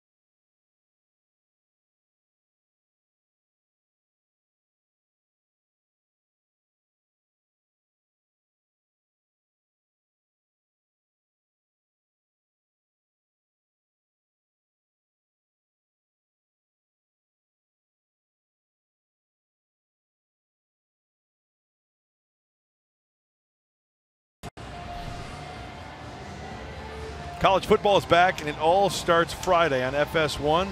Number 8 Washington takes on Rutgers. Then on Saturday, Maryland battles 23-ranked Texas, the Longhorns. And on Sunday, check out Texas A&M, the Aggies, as they face off with UCLA at the Rose Bowl on Fox. That's a football Saturday right there for you, huh? Well, nice job by Craig Stammen getting out of a mess. Bases loaded, 1 out, and gets a strikeout on the ground out to get out of any trouble. And Padres still with a 1-0 advantage to the bottom of the 5th inning. Yeah, number 4 and 5 hitters too, right? With bases loaded, nice job. Well, Corey Spangenberg grounded out to second base in the second. He was batting last inning when Jabari Blash was thrown out at second base, and takes a breaking ball for a strike over the outside corner.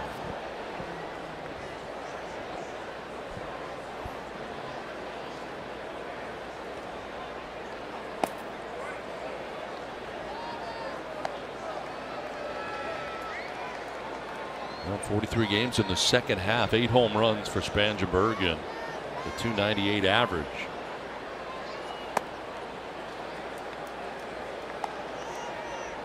Settled in on an everyday basis at third base. Seen him at third every day. Hay at second base every day.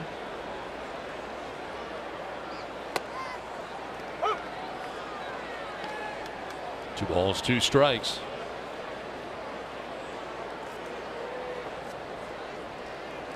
To be pitch number 77 for Ty Blach. And it's grounded to the backhand of Joe Panik at second base. Quickly gets up and throws out Spangenberg. 1 down in the last of the 5th inning. Second time Spangenberg is grounded out to Joe Panik. Well, he's quick to the baseball, isn't he, Joe Panik? Remember Bruce Bochy mentioned this yesterday, but the San Francisco skipper said, you know, he doesn't do anything flashy. He's just solid. Everything he does, his whole game. It reminds me of a left-handed Mark Loretta. Nice. Just does everything right. Fundamentally sound.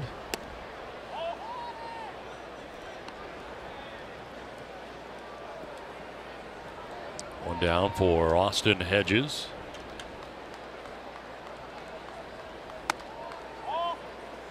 Hedges grounded out to Panik at second base in the 3rd inning.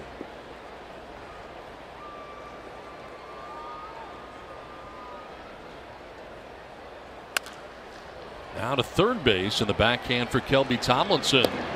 Dug out on the other side by Sandoval. 2 down.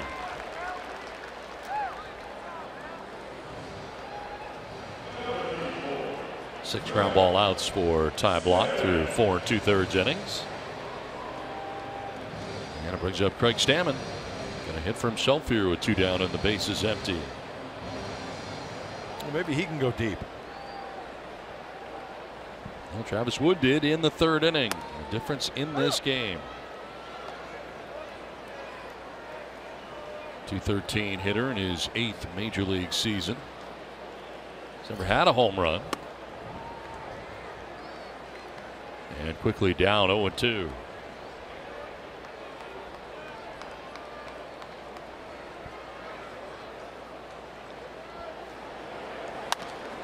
Popped up, foul ground. Hundley coming back, but he won't have a play.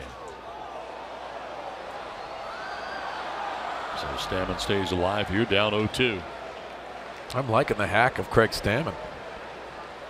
Arguably the best swing out of the bullpen. Don't get to see many guys taking swings out of the bullpen. Good call.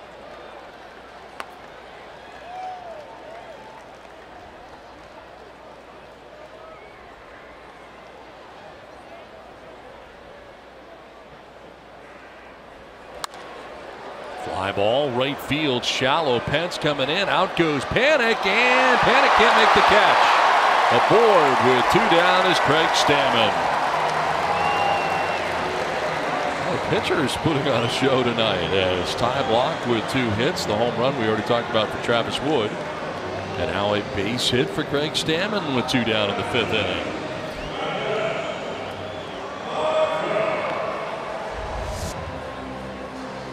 Well, this seemed like it was destined to drop right off the bat.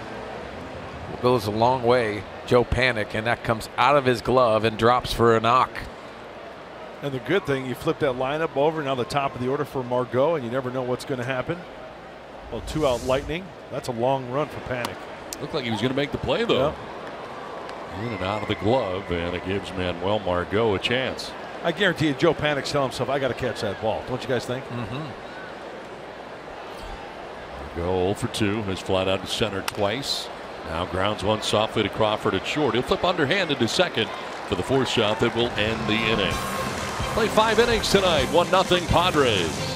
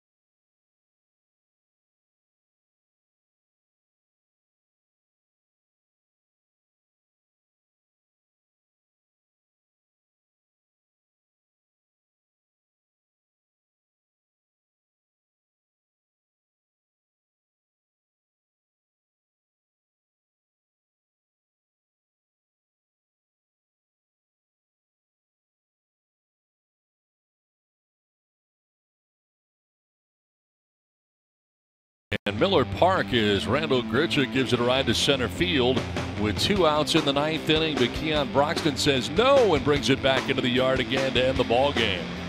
Very impressive. Seals the win, the game-saving catch. As the Brewers win that one, we'll look right now at the situation there. 3 games back of the Cubs in the Central, but in the wild card also 3 games back for the Brewers behind the Diamondbacks and the Rockies right now.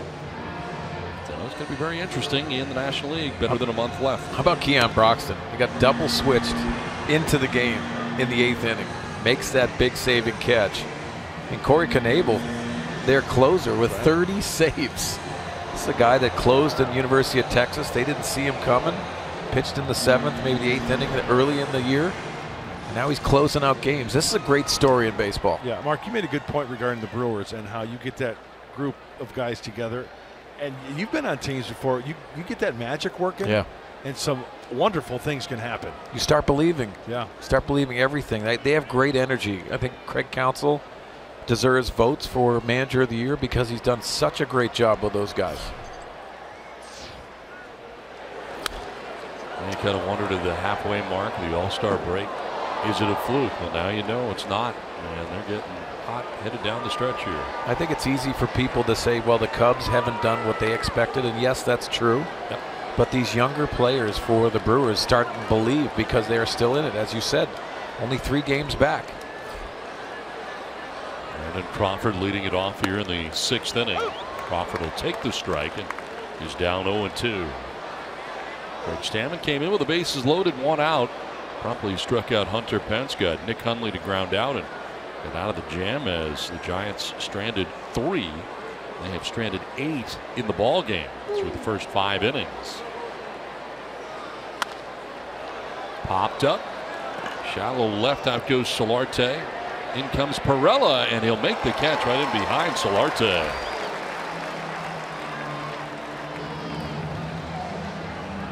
We got Pablo Sandoval coming up, and he grabbed it into a double play in the 2nd inning. And Yangervis Solarte started the DP, glove to glove.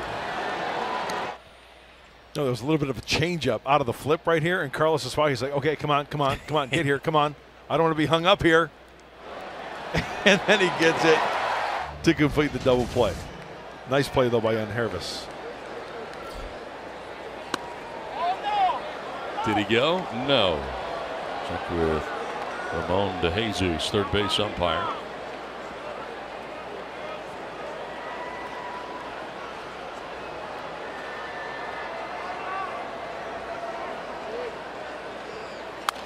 Sandoval fouling it off to the left out of play. You know, guys, in the old days, a flip like that, you know that guy's coming in hard. Oh, yes. He got crushed.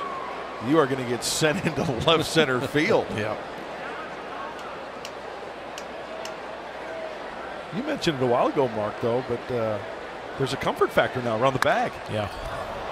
Fly ball left field. Pirela going back onto the dirt of the track, and he'll have room. 2 down in the 6th inning. Sandoval is out, number 2 of the inning. Not a big fan of that slide rule. Nope, I'm not either. I don't like it. It takes so much out of the game. It does, and there's so many. There was so much talent around the bag that never got hit, and I think that comes into play too. But that changes the games. Obviously, you don't want someone getting hurt. Right. There's a way to do it right. Yes. You know, I remember when that rule went down, and everybody was saying yay, nay, whatever. I saw a clip of Brian Giles going into his brother Marcus Giles when he was playing second for the Braves. You talk about the perfectly, and he took his brother out. He barrel rolled him, but he did it right. Yep. And you know what? They both got up, and it was like, yeah, okay, you slide in hard. I expect it. I got rid of it. I got rolled. Now it's virtually impossible to break up a double play. It is. It's impossible, and I think the respect that middle infielders had with guys doing it right. If it was cheap, the easiest thing to do is listen. He's out. To left field, Pirela going back again, and he'll get there in front of the warning track. He set a record. 3 fly ball outs. He handled them all, and the Padres have a 1-0 lead.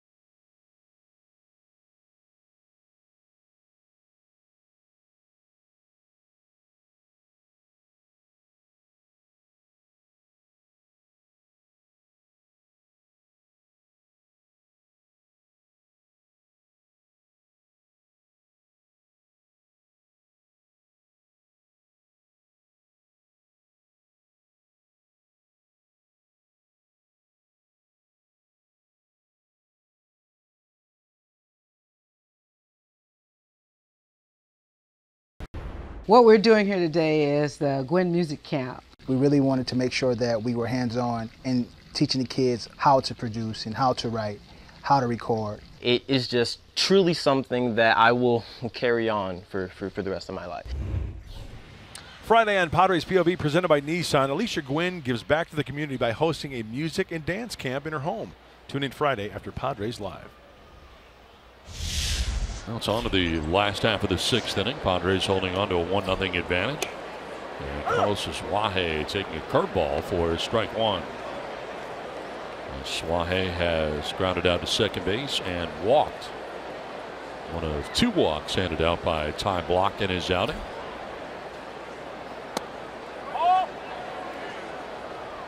You know, guys, going back to the San Francisco Giants with those that bases loaded situation, this is when you have to add on, separate yourself, because this is when teams are struggling. These innings right here, when you add on, are big. Out towards left center field. Struck pretty well. Span on the run. Goes into the dive and makes the catch in center. Well, Denard Span racing over from center field to left center. Able to make the grab before it hits the grass for out number 1 at the bottom of the 6th inning. Now the first step is so important, but you can see him closing in, and the glove work. Catching way down near his shoe tops. Goes a long way for this ball, and it's going away from him from the left-handed hitter, Aswahe. The frustration, obviously. So 1 down here in the 6th, then it brings up Jose Perella.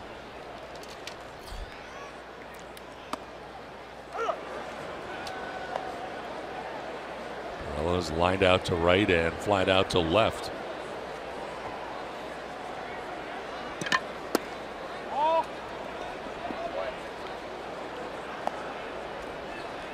Padres have been held to 3 hits and have a 1-0 advantage thanks to the solo home run by Travis Wood.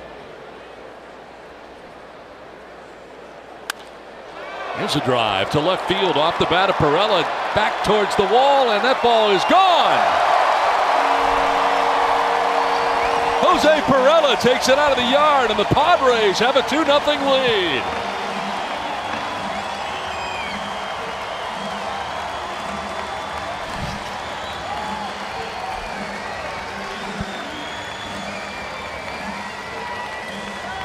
Another home run. It's a solo shot. It's 2-0 San Diego. 1-1. Is that a changeup? Oh, right down the middle. You know you can hang a changeup. Believe me, been there, done that. He's out in front. Keeps the hands, you know, the body kind of going towards the pitch, but it's keeping the hands back. Pop. Did he go second basket? Or was that first basket? Just print me out a Perella jersey. Nice. Absolutely love his hack.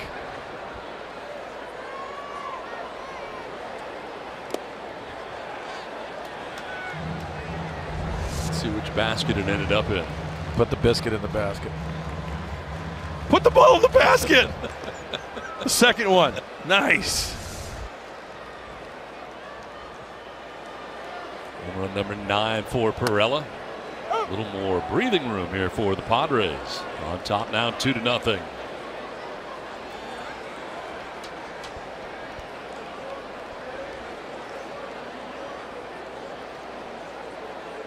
Myers 0 for 2. Donnie, who you got tonight to pick the stick? Oh, I wonder. Jose Perella. Really?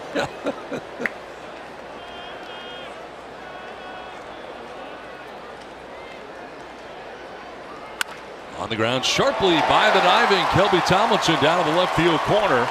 Myers will head for second base, dug out by Hernandez, but it's a double for Myers with 1 down in the inning.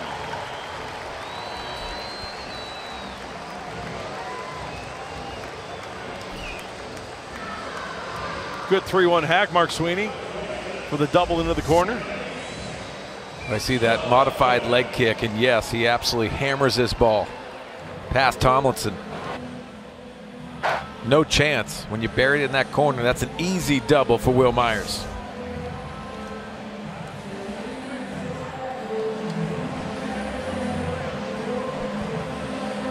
Myers at second base here with a double, 1 down, and Vergetti out there, action in the pen right now. Kyle Crick warming for the Giants. First action we've seen out there tonight. Todd Blanc's done a very good job. Just the 2 solo home runs, but now a double with 1 down. One of the best right there, the big ragu, Dave Vergetti, pitching coach for the Giants. Love Rags. Great stories. Oh, old Yankee days. Yes. Pitched a no-hitter on George Steinbrenner's birthday, July 4th, as a pinstriper in the Bronx. Yangervis Solarte 0 for 2, and spiraling off the backside, no throw by Ty Blach.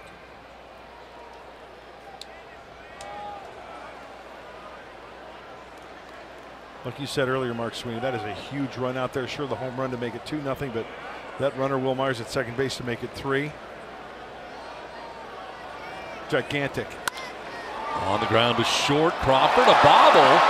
Myers to first for the out. He was, I think, going to third base on that play with Myers running in front of him. But he dropped it, still had the out at first and made it, but now Myers 90 feet away. He sure was going to third base, Don. I think Will Myers is pretty fortunate that he didn't go to third base. Let's watch how much time he had. See Will Myers looking over. And the awareness of being able to get that out. That's going to do it for Ty Blach. Out there to take the baseball. 2 down in the inning. Padres have a run. Crick will be coming in. It's 2-0 San Diego.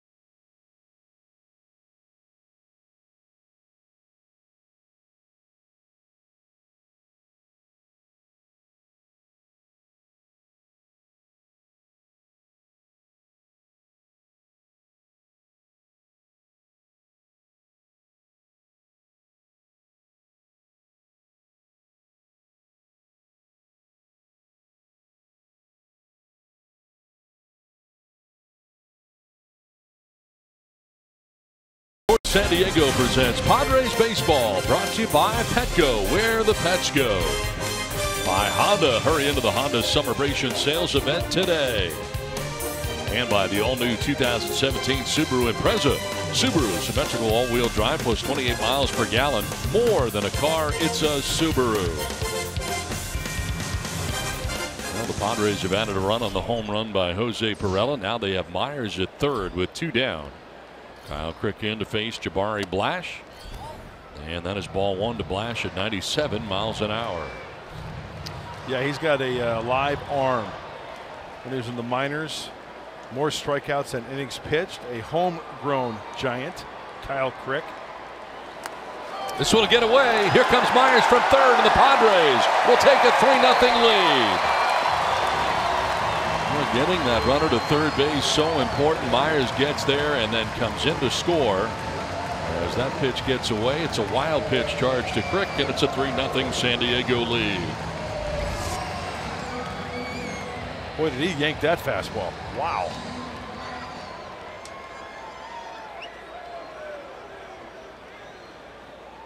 Four-seamer slider changeup, as we've seen on the gun, 96, 97.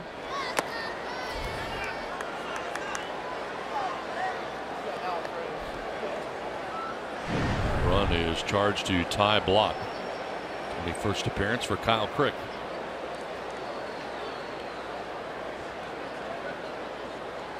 He's hitting at just 149 against him. And Blash will take a 4-pitch walk down to first base with 2 down in the inning. Second time that Blash has walked tonight. Third time he is on base. So Ty Blach ends up throwing 99 pitches. Goes 5 2/3, 5 hits, 3 runs. Walked 2, struck out 1. On the hook. The Padres on top, 3-0.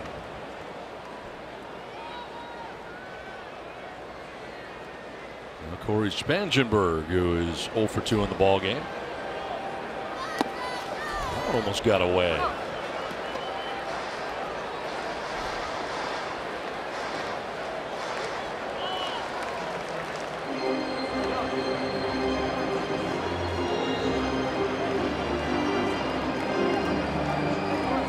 Hundley out there to talk to Crick. A little bit on the wild side. The wild pitch that allowed the run to score. The 4-pitch walk to Jabari Blash. And now behind Spangenberg. Yeah, all fastballs, and they haven't even been close. Yeah.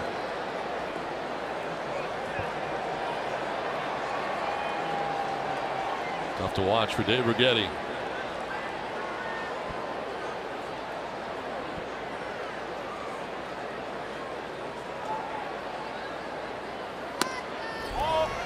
Ball 2, 2-0.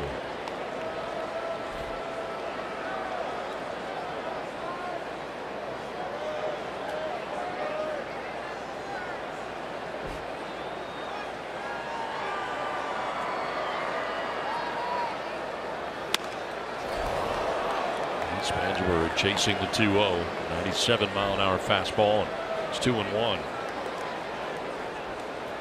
That seems like a heavy fastball right there at 97. First strike that he has recorded of the 7 pitches he's thrown.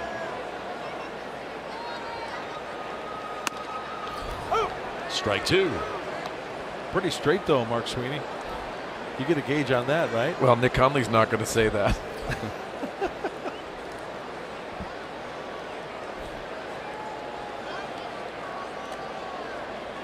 Throw to first, and Blash kind of late to react, but gets back in time.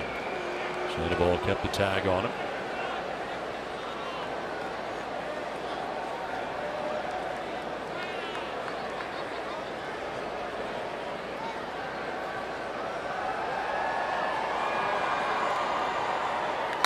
Spangenberg sends it into right center field for a base hit. Blash headed for third base. A Span will get it back in. And it's first and third with 2 down. Corey Spangenberg with a base hit to center field.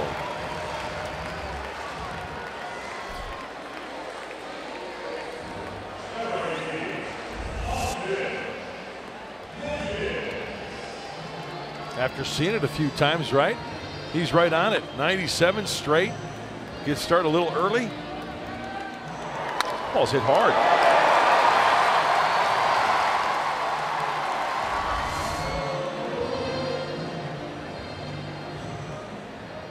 First and third, 2 down, and Austin Hedges coming up.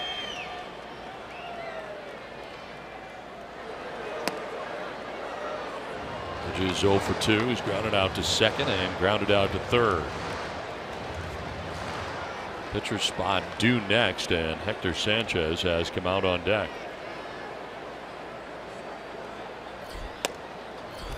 Two and 0.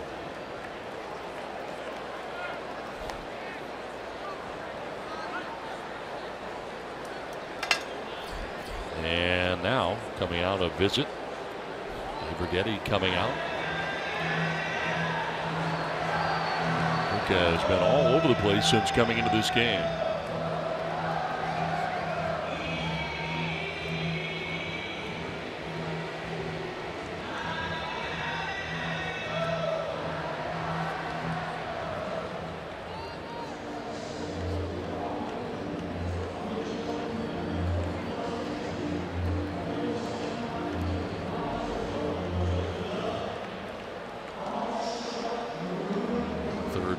Visit of the inning here.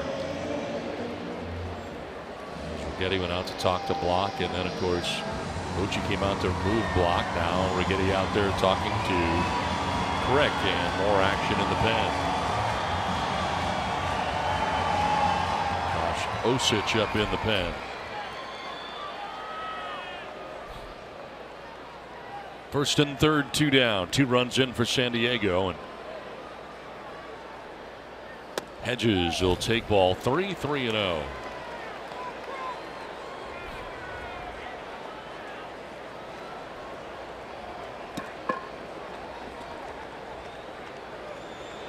Lash at third. Spangenberg across the diamond at first. And a check on Spangenberg, but back to the bag.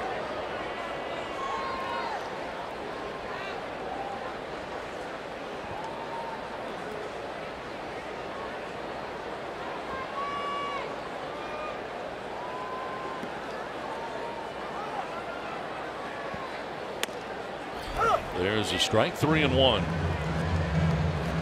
The Velocity has not been a problem. It's been at 97 miles an hour pretty consistently for Crick. It's just location and control has been off. Oh, for Austin Hedges, looking for that pitch middle away. Just get it started. Fouls it off, full count. There it was. That really tells you how hard it is to hit a fastball. 97 miles an hour. You know it's coming. Sitting dead red and fouling it off.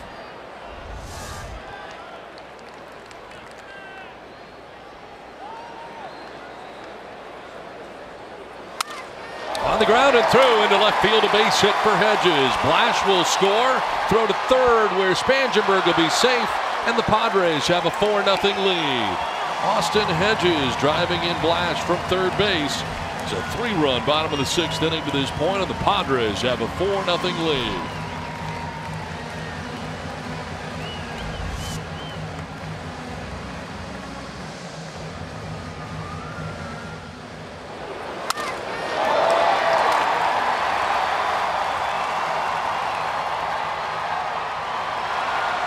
You knew that Crick was going to challenge him with a fastball, right? He didn't want to flip up a breaking ball with a chance of walking him.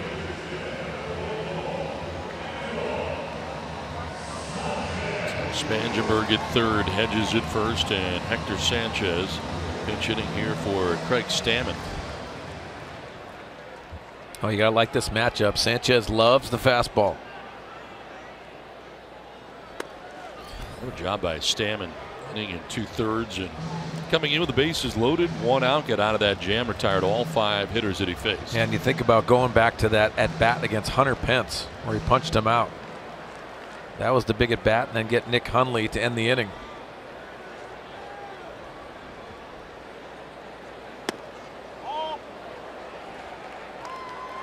And again, Crick having trouble finding the strike zone.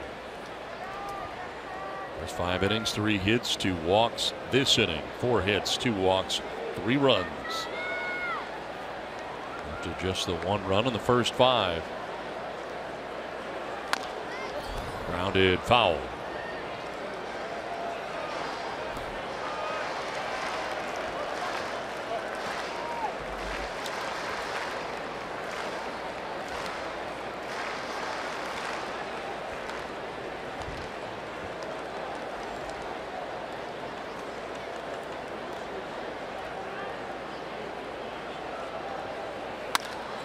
To center field, and Denard Span out there waiting, will make the catch that ends the inning. Now the Padres come up with 3 runs in the 6th inning. The big blast, Jose Pirela with his 9th home run of the year. Padres on top 4-0, the end of 6.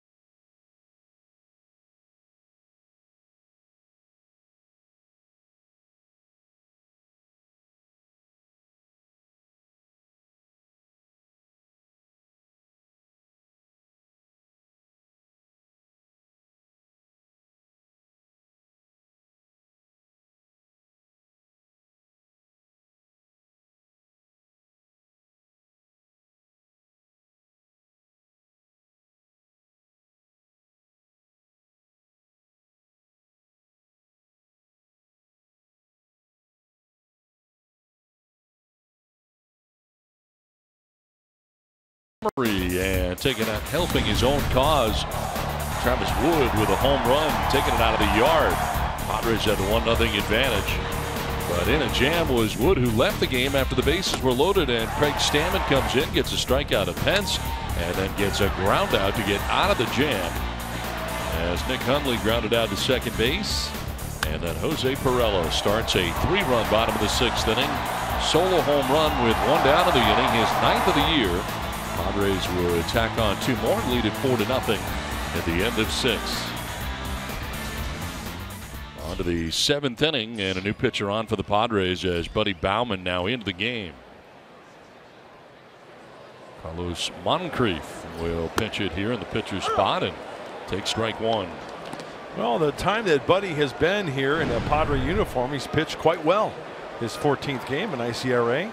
Sure, only 9 innings, but look at the strikeouts. Not overpowering, very deceptive with that delivery. Kind of a short armor, comes right out of the back of that cap. And judging by the swings of the hitters, he's tough to pick up. Pitched last night. 1 inning, 1 strikeout. 23rd game that Moncrief has gotten into on the year. Baumann ahead here 0-2. Moncrief to be followed by Span and Tomlinson. 9-1-2.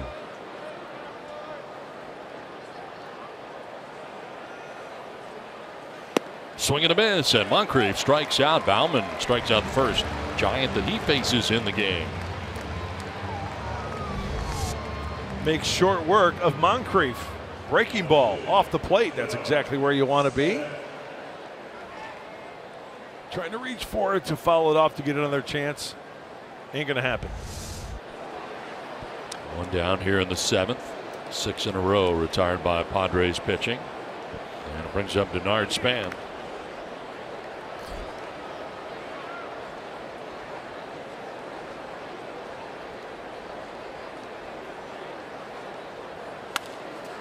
Pop-up sending Iswahe a couple strides on the outfield grass for out number 2. This copyrighted telecast is presented by the authority of the San Diego Padres. It may not be reproduced or retransmitted in any form. The accounts and descriptions of this game may not be disseminated without the express written consent of the San Diego Padres. Well, coming up here is Kelby Tomlinson with 2 outs in the inning. He's seen 24 pitches in this game and 3 plate appearances. And he takes ball 1, and he has reached in each plate appearance. He walked in the 1st, single to center in the 3rd, walked in the 5th inning.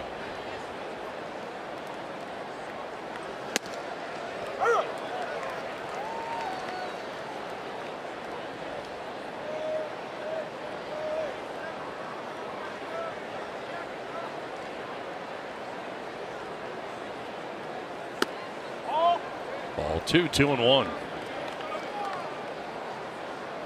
Sort of surrounded the plate, but not a strike.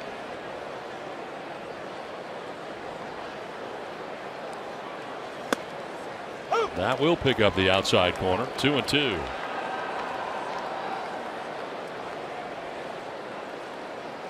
Wood, Stammen, and now Baumann into the game.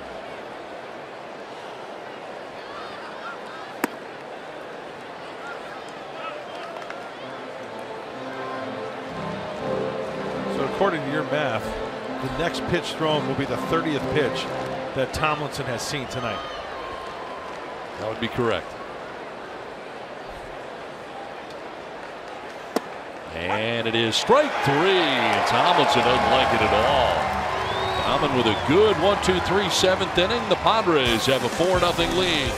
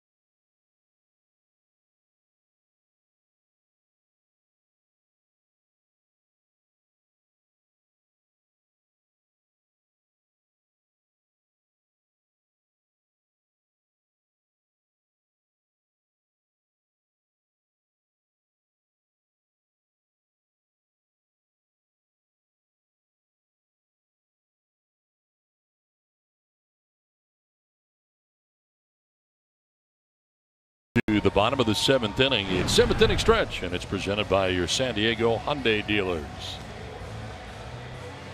Now the Padres getting a run in the 3rd, 3 in the 6th inning, and enjoy a 4-0 advantage into the bottom of the 7th inning as the Giants move on to their 3rd pitcher of the night, Corey Guerin, coming into the game. 54th game for the right-hander. Kind of a low 3/4 arm slot. Throws a 2-seamer slider. High on the walks also, 29 in 55+ innings pitched, and a guy who likes to take his time.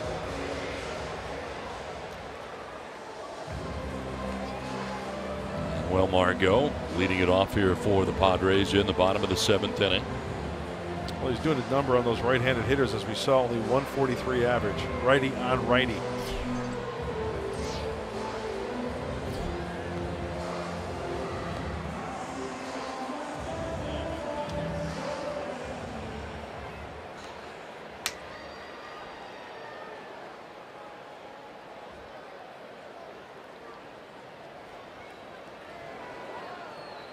Margot 0 for 3 in the game, and it's flied out to center twice and grounded into a fielder's choice.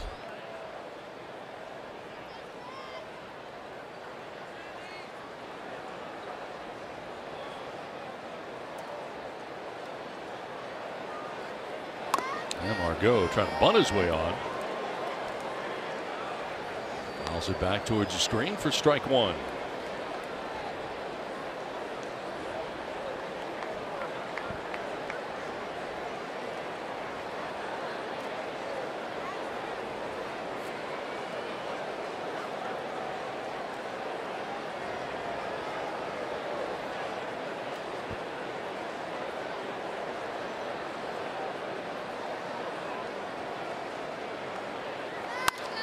To left center field. Span on the move will get there for out number 1. And Margot retired. 1 out here in the bottom of the 7th inning.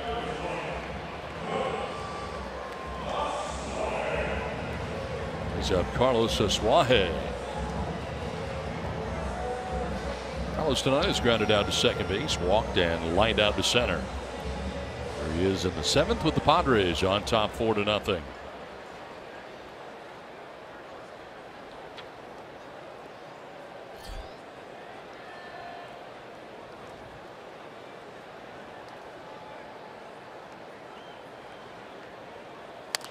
Ground ball to first base. Sandoval will take it himself to the bag for the 2nd out here of the 7th.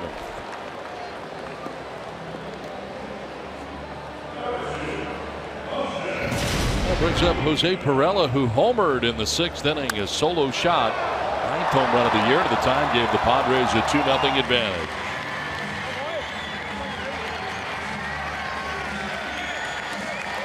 Went out and got a changeup and sent it on its way.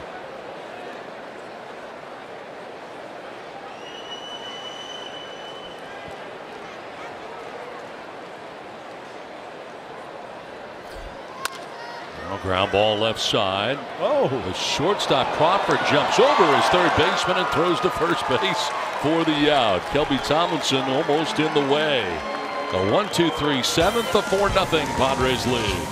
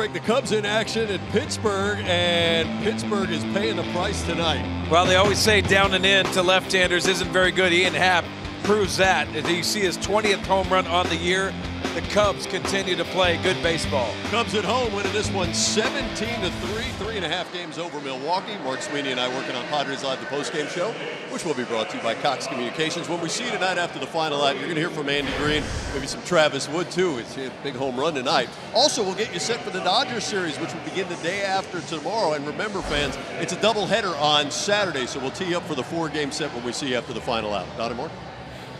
All right, Mike and Mark, thanks very much. As we play along here to the 8th inning, the Padres will move on to their 4th pitcher of the game as Kirby Yates comes in. Well, a nice job by Craig Stammen. Buddy Bauman enter the right-hander Yates. So he had some good numbers. His 51st game for the right-hander. Decent splits. 3 quality pitches. The fastball, the slider, and the changeup.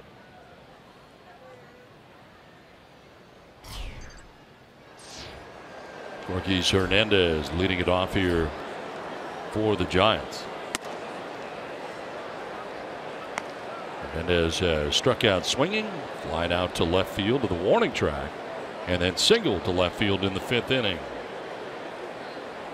Padres out hitting the Giants 7-6 and on top 4-0.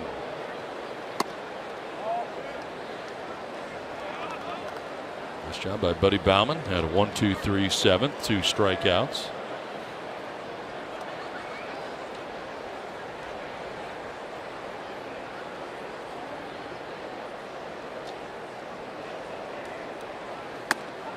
Watch your face on a pitch up and in.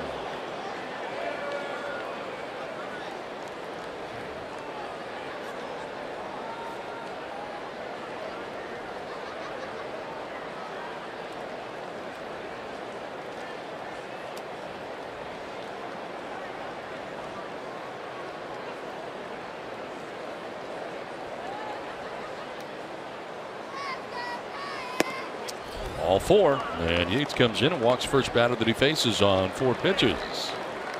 An off day tomorrow for the Padres, and then on Friday night the Padres will welcome the Los Angeles Dodgers. Clayton Kershaw will be returning and making his start against the Padres. 15-2, 2.04 earned run average, fresh off the DL and a rehab start. And Nelson Lamet will go for San Diego. 7-5, 4.60 ERA. We'll get you started with Padres Live at 6:30, and then the Padres and Dodgers open up their weekend series. And of course, we'll play 2 on Saturday.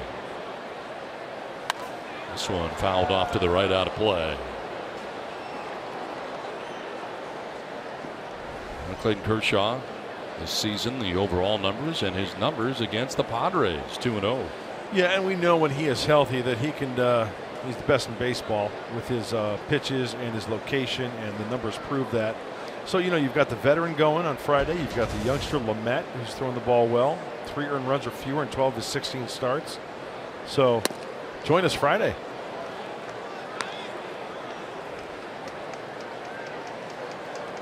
What you got planned for your off day, Cha-Cha? Probably a lot of errands more than anything else. Dry cleaning. Some dry cleaning. Some laundry mixed in. Stop by the market. Definitely.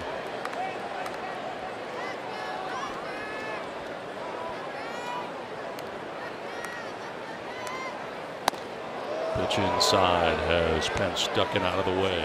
Well, the next pitch has got to be an adjustment for Kirby Yates. Missing up and in. Something down and away. You've got the 4-run lead. You know that Pence likes to swing the bat. Hitters count. Something with some movement down and hopefully get a ground ball.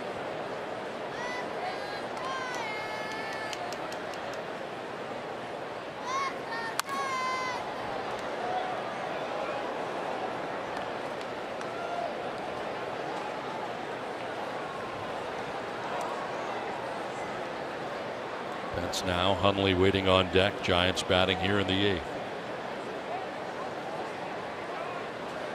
Myers holding on Gorkys Hernandez, who walked to begin the inning.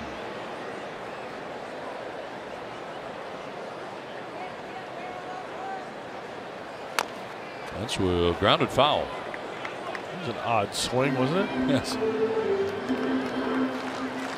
But Hunter Pence will have some odd swings from time to time. There's Nick Hundley waiting on deck. Double back in the 4th inning himself.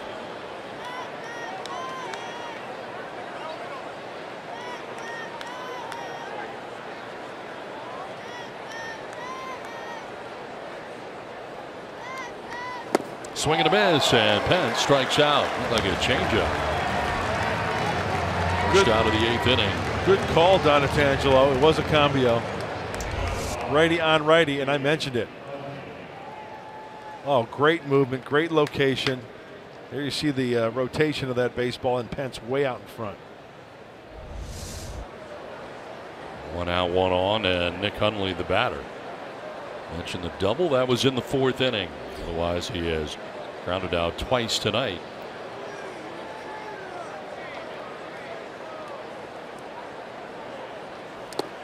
Nice pick. Edges to the backhand to reel that in.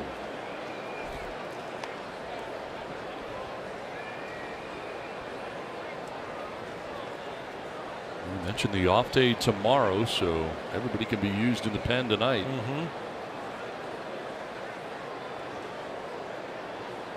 There's action in the Padres pen right now with 1 down here in the 8th inning, and it's the closer, Brad Hand.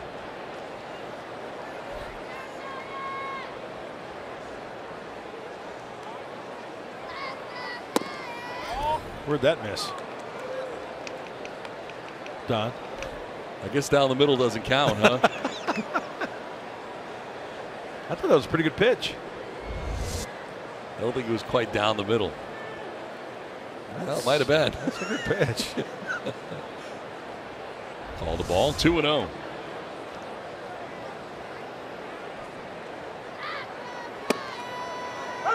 That's called a strike. That's one of the things you learn really quickly as a pitcher. Any level, you know, you don't get the call. It's where you want to be. You have to erase it. You got to make the adjustment the next pitch. Is this one off the plate? Yeah. Yep. So it evens out, right? Hundley's trying to figure it out. And as a pitcher, what do you do this next pitch? Go away, right? You staying out there? Yeah. Same spot? Yeah, I'm going 2-seamer to bring it back.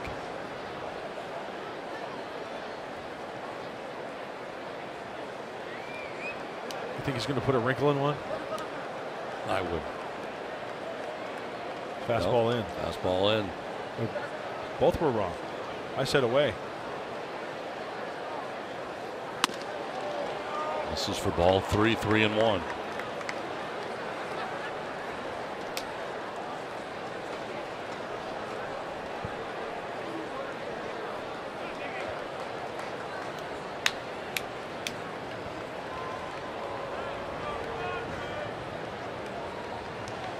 Hernandez at first, 1 down here in the 8th. And a pop-up foul backing out of play.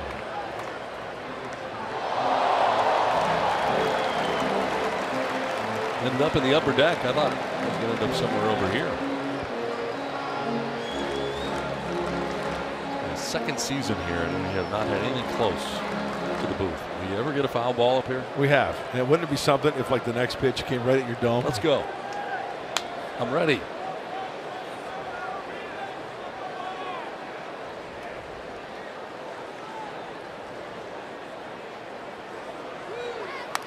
Foul back to the screen instead. We'll do it again, 3-2.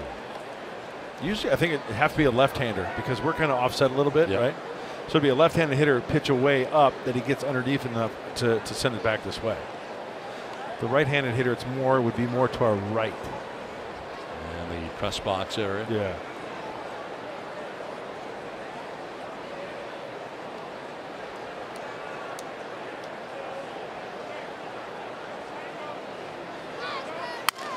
On the ground, foul outside of third. He broke his bat, so he'll get a new one after fracturing that one. 8th pitch of the bat coming up as Hedges went out to talk to Kirby Yates here with 1 out.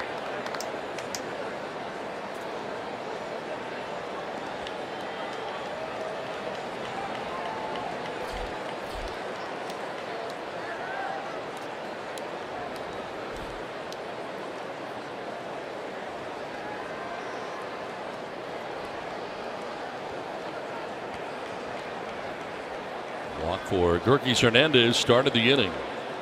Penn struck out, 1 on, 1 out. A payoff pitch coming here to Nick Hundley.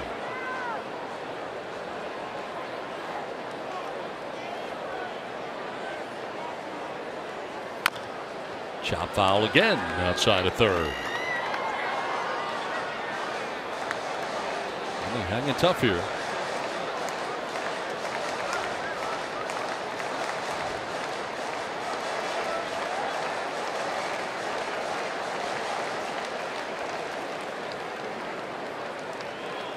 Four runs, 7 hits, no errors for the Padres. No runs, 6 hits, no errors for the Giants. Hundley strikes out. Kirby Yates gets him. Back-to-back Ks. 2 down in the 8th inning. He's got the good feel for the changeup. Payoff pitch. Split finger grip. Call it a changeup. Call it anything you want. I say it's a darn good pitch, and I say it's a strikeout for Kirby Yates. So 2 down here in the 8th inning, and it brings up Brandon Crawford.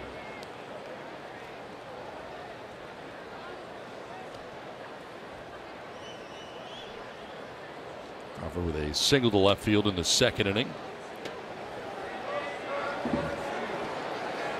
And into a fielder's choice in the 4th. Flied out to left in the 6th inning.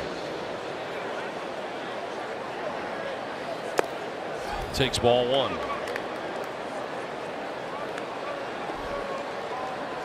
Travis Wood going 4 1/3, giving up no runs, but did not go the minimum to make himself eligible for a win here tonight. Right now, pitcher of record will be Craig Stammen, who retired all 5 batters he faced, going an inning and 2/3 and striking out a batter.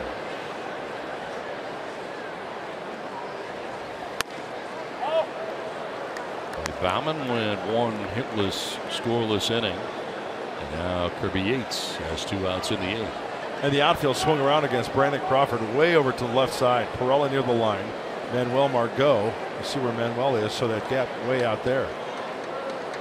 Pitching him away, playing him away.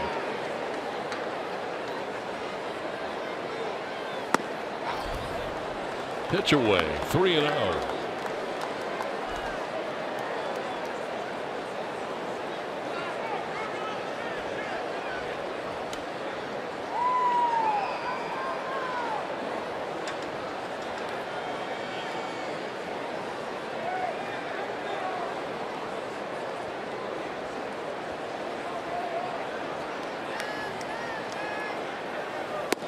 There's a strike, 3-1.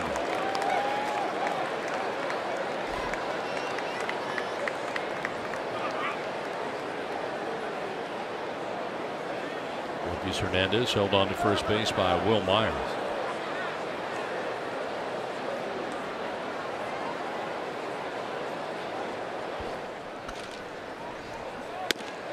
And that's a strike, 3-2.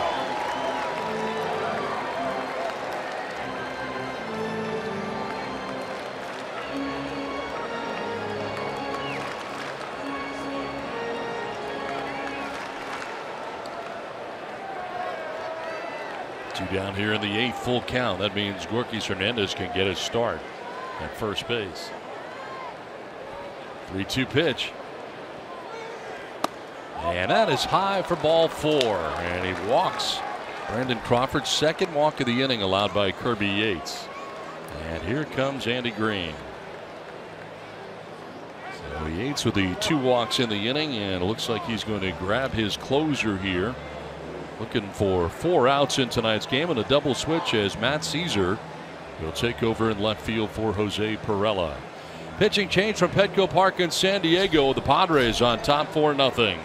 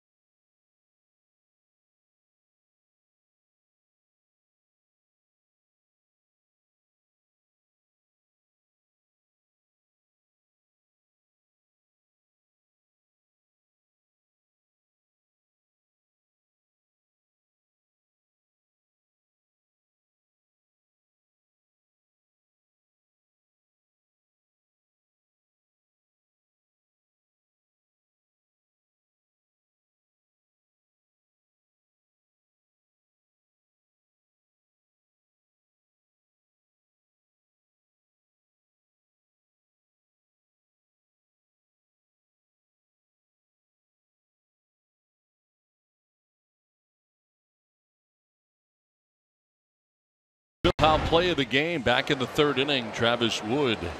It's his 10th career home run, first for the Padres, taking it out to left field with the Padres on top 1-0. Enjoying a 4-0 advantage right now. The Giants are threatening here in the top half of the 8th inning with 2 outs, runners at first and second, and Brad Hand comes into the game. 88 strikeouts, ranked 3rd among NL relievers, 4th among all Major League Baseball relievers, and there are the all-star numbers for the left-hander. Pablo Sandoval takes ball 1.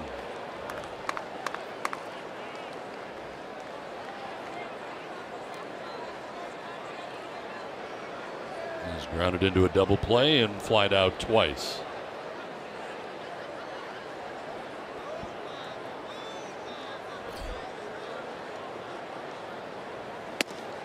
That's in there for a strike, 1-1.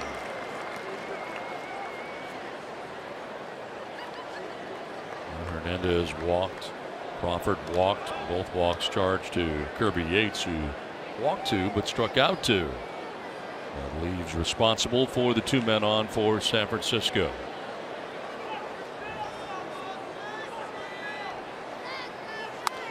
Foul back, and it's 1-2.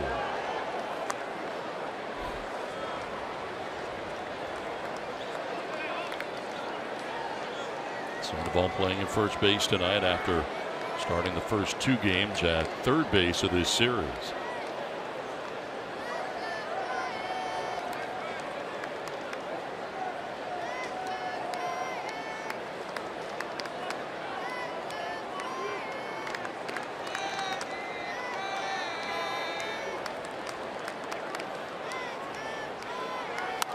Popped up foul, back and out of play.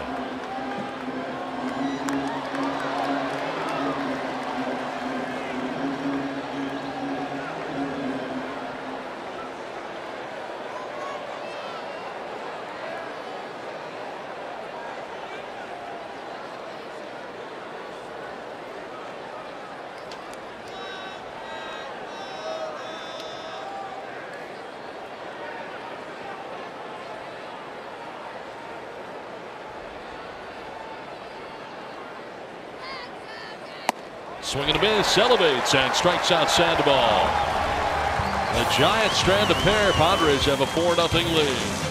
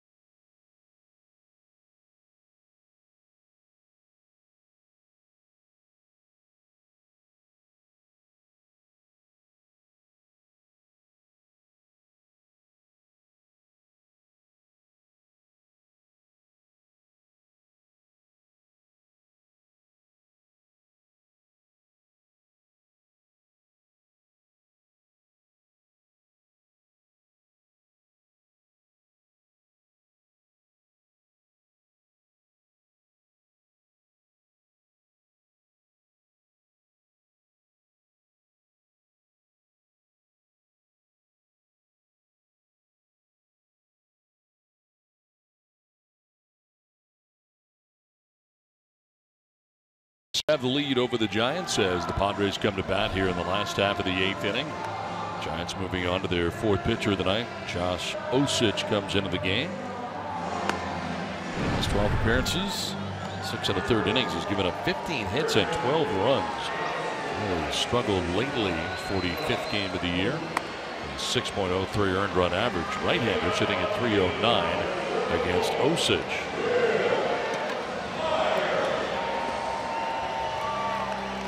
He comes in here in the 8th with his team trailing 4-0. Takes over for Corey Guerin, who went an inning. 1-2-3 7th. Myers will lead it off here against Osage in the bottom of the 8th inning. Myers has flied to right twice, doubled and scored. Well, Osage has been knocked around, as you mentioned, Don. It wouldn't hurt to add on, right? Get out of slam range. And we always talk about that. Tough pick at third, and Crawford will fire to first. It'll be late, and it gets away into the seats. And Myers will be given second base. And Tomlinson tried to pick it at third, could not. Then Crawford got the ricochet and fired it wildly to first base. So Myers will head to second base to begin things here in the bottom of the 8th. Well, I just think Tomlinson played this one wrong off to the side. Looks like he had plenty of time to get in front of it. I think that's an E5 in my book. E5 and an E6. The E5 allows Myers to get on. The E6 gets him to second base on the throw. How about that? 2 errors on the same play. Wow. 2 different guys. Myers at second to start the 8th, and Yangervis Solarte coming up.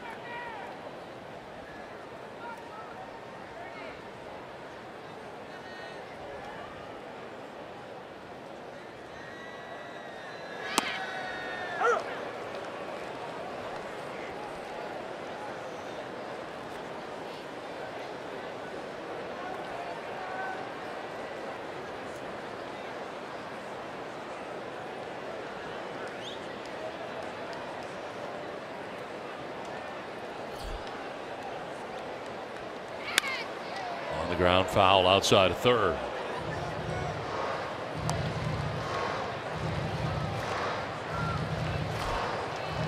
Solarte has grounded out, struck out, grounded out again, and it's his first look tonight at Josh Osage. On the hook is Ty Block. Started the game on 5 2/3. Only 3 runs on 5 hits. Walked 2, struck out a batter, and came into the game 8 and 10.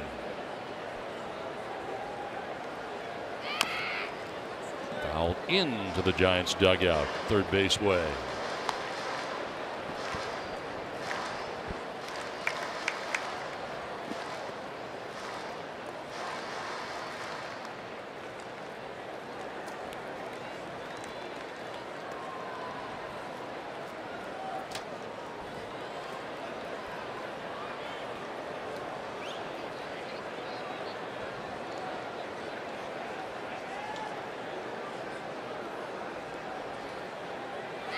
Solarte hits it on the ground to second, and Panic will go to first base for the first out of the inning, but a productive out as Myers moves along to third.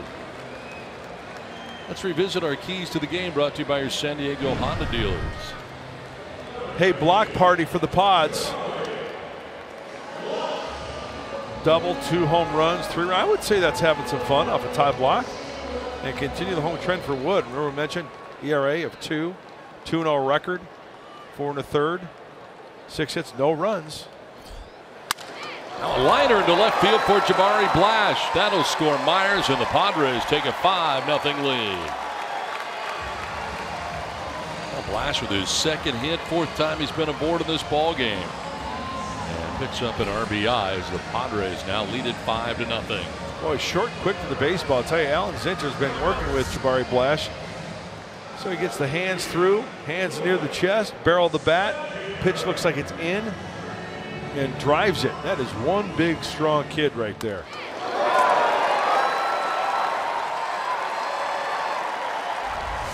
One down, Blash at first, a run in.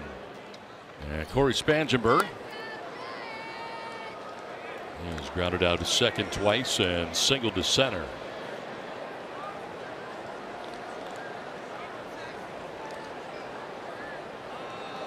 Padres right now blanking the Giants 5-0, and the Giants have had their chances. They've left 10 men on base in this game.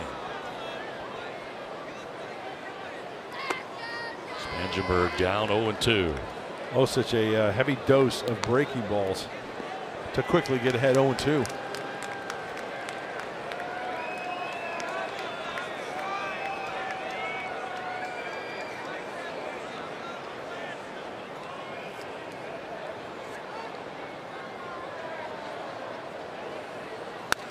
Foul back to the screen, still 0-2.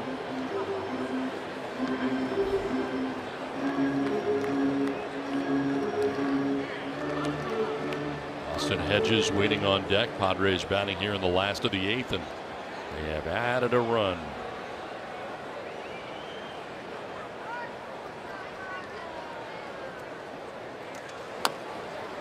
Spangenberg staying alive.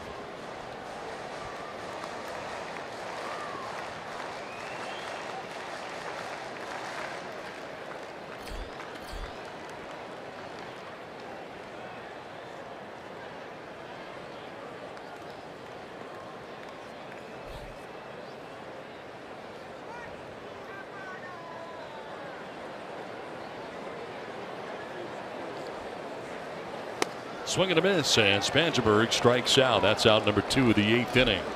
First K for Osich since coming into the game. Well, the LA Dodgers will be coming to town, and it begins Friday night after an off day tomorrow. Kershaw making his first start since July the 23rd, but on the DL with the back issue. Justin Turner this season against the Padres hitting at .390. 4 home runs against San Diego, and Kenley Jansen, the closer, at 35 out of 36 save opportunities on the year. Dodgers coming in, and it all starts on Friday night here on Fox Sports San Diego. Dodgers now losing 6-1 in the 8th against the Diamondbacks in Arizona, Copper Square.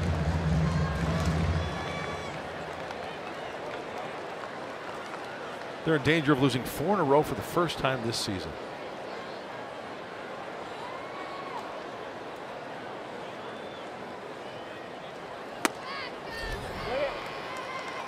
On a strike to Austin Hedges, who singled to drive in a run back in the 6th inning. Batting here in the 8th, 1-for-3 night for the Padres catcher.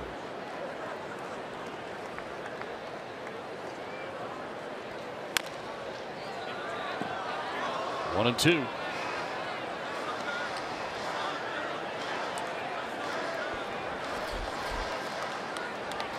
Caesar on deck as part of a double switch.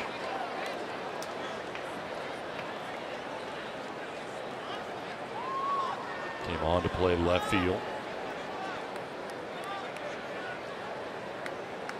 Hedges hits a fly ball out to right field. Hunter Pence is there to make the catch. It ends the inning. Padres add a run. We head to the 9th, 5-0 San Diego.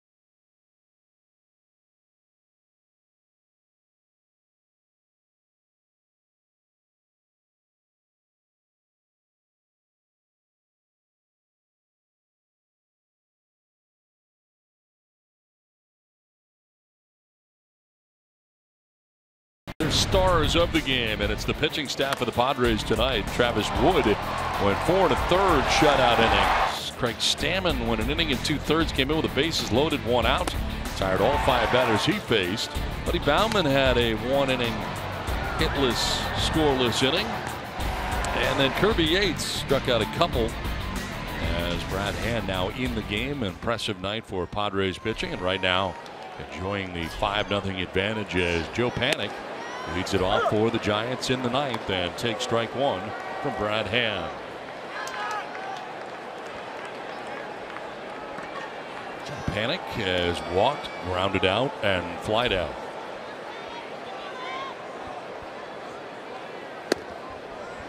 Strike 2. Don, just to reiterate, this is a safe situation, 5-0. But remember, Brad Hand came in last half inning with the tying run on deck. 2 runners were on base, was 4-0. When that tying run is on deck, that creates the safe situation.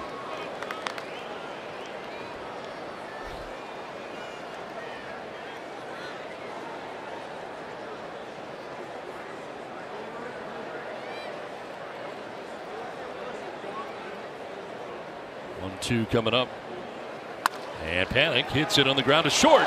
Solarte's got it. His throw is going to be close, and in time he got him.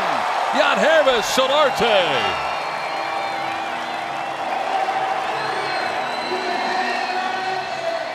Couple of great nights defensively for Solarte. He has been fun to watch. Good athletic position to his right, dive quickly to your feet, fire across. Oh, Solarte, you are so suave.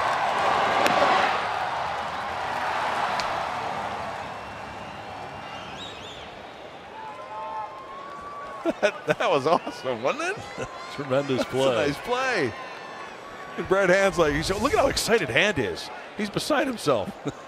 That's about as excited as Brad Hand gets. Exactly. He actually cracked a smile. One down here in the 9th. And a curveball in there for strike 1 to Ryder Jones. That might be a first. We just saw a first tonight. Brad Hand cracked a smile.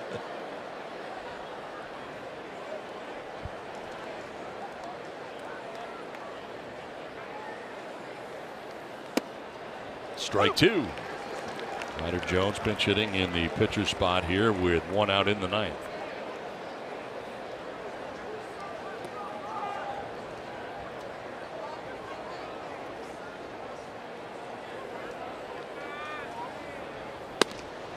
Strike 3.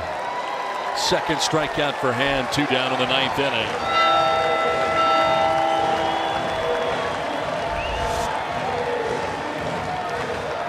You think he's got the breaking ball in the back of his mind? I think he does. There's the freeze fastball right on the outside corner. So 2 down in the 9th inning, and it brings up Denard Span.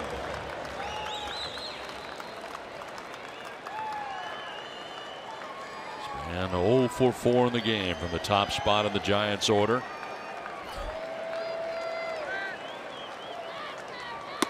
And he takes strike 1. He's a strike machine, is he? High percentage of strikes tonight. 13 pitches, 11 have been strikes.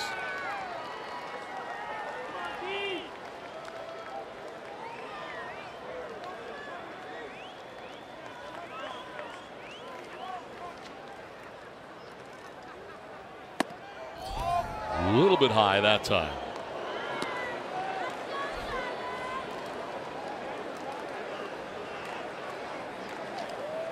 Center fielder Manuel Margot towards left center, gap out in right center. 2 down in the 9th inning.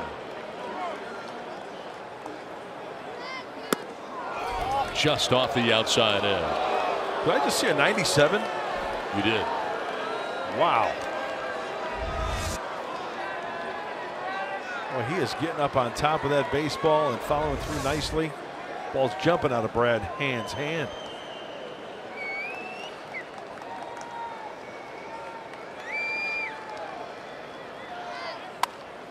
Fouled off, 2-2. 2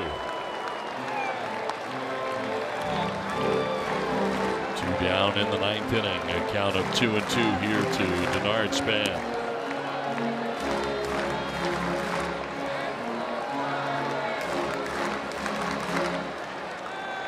Padres a strike away from winning the series.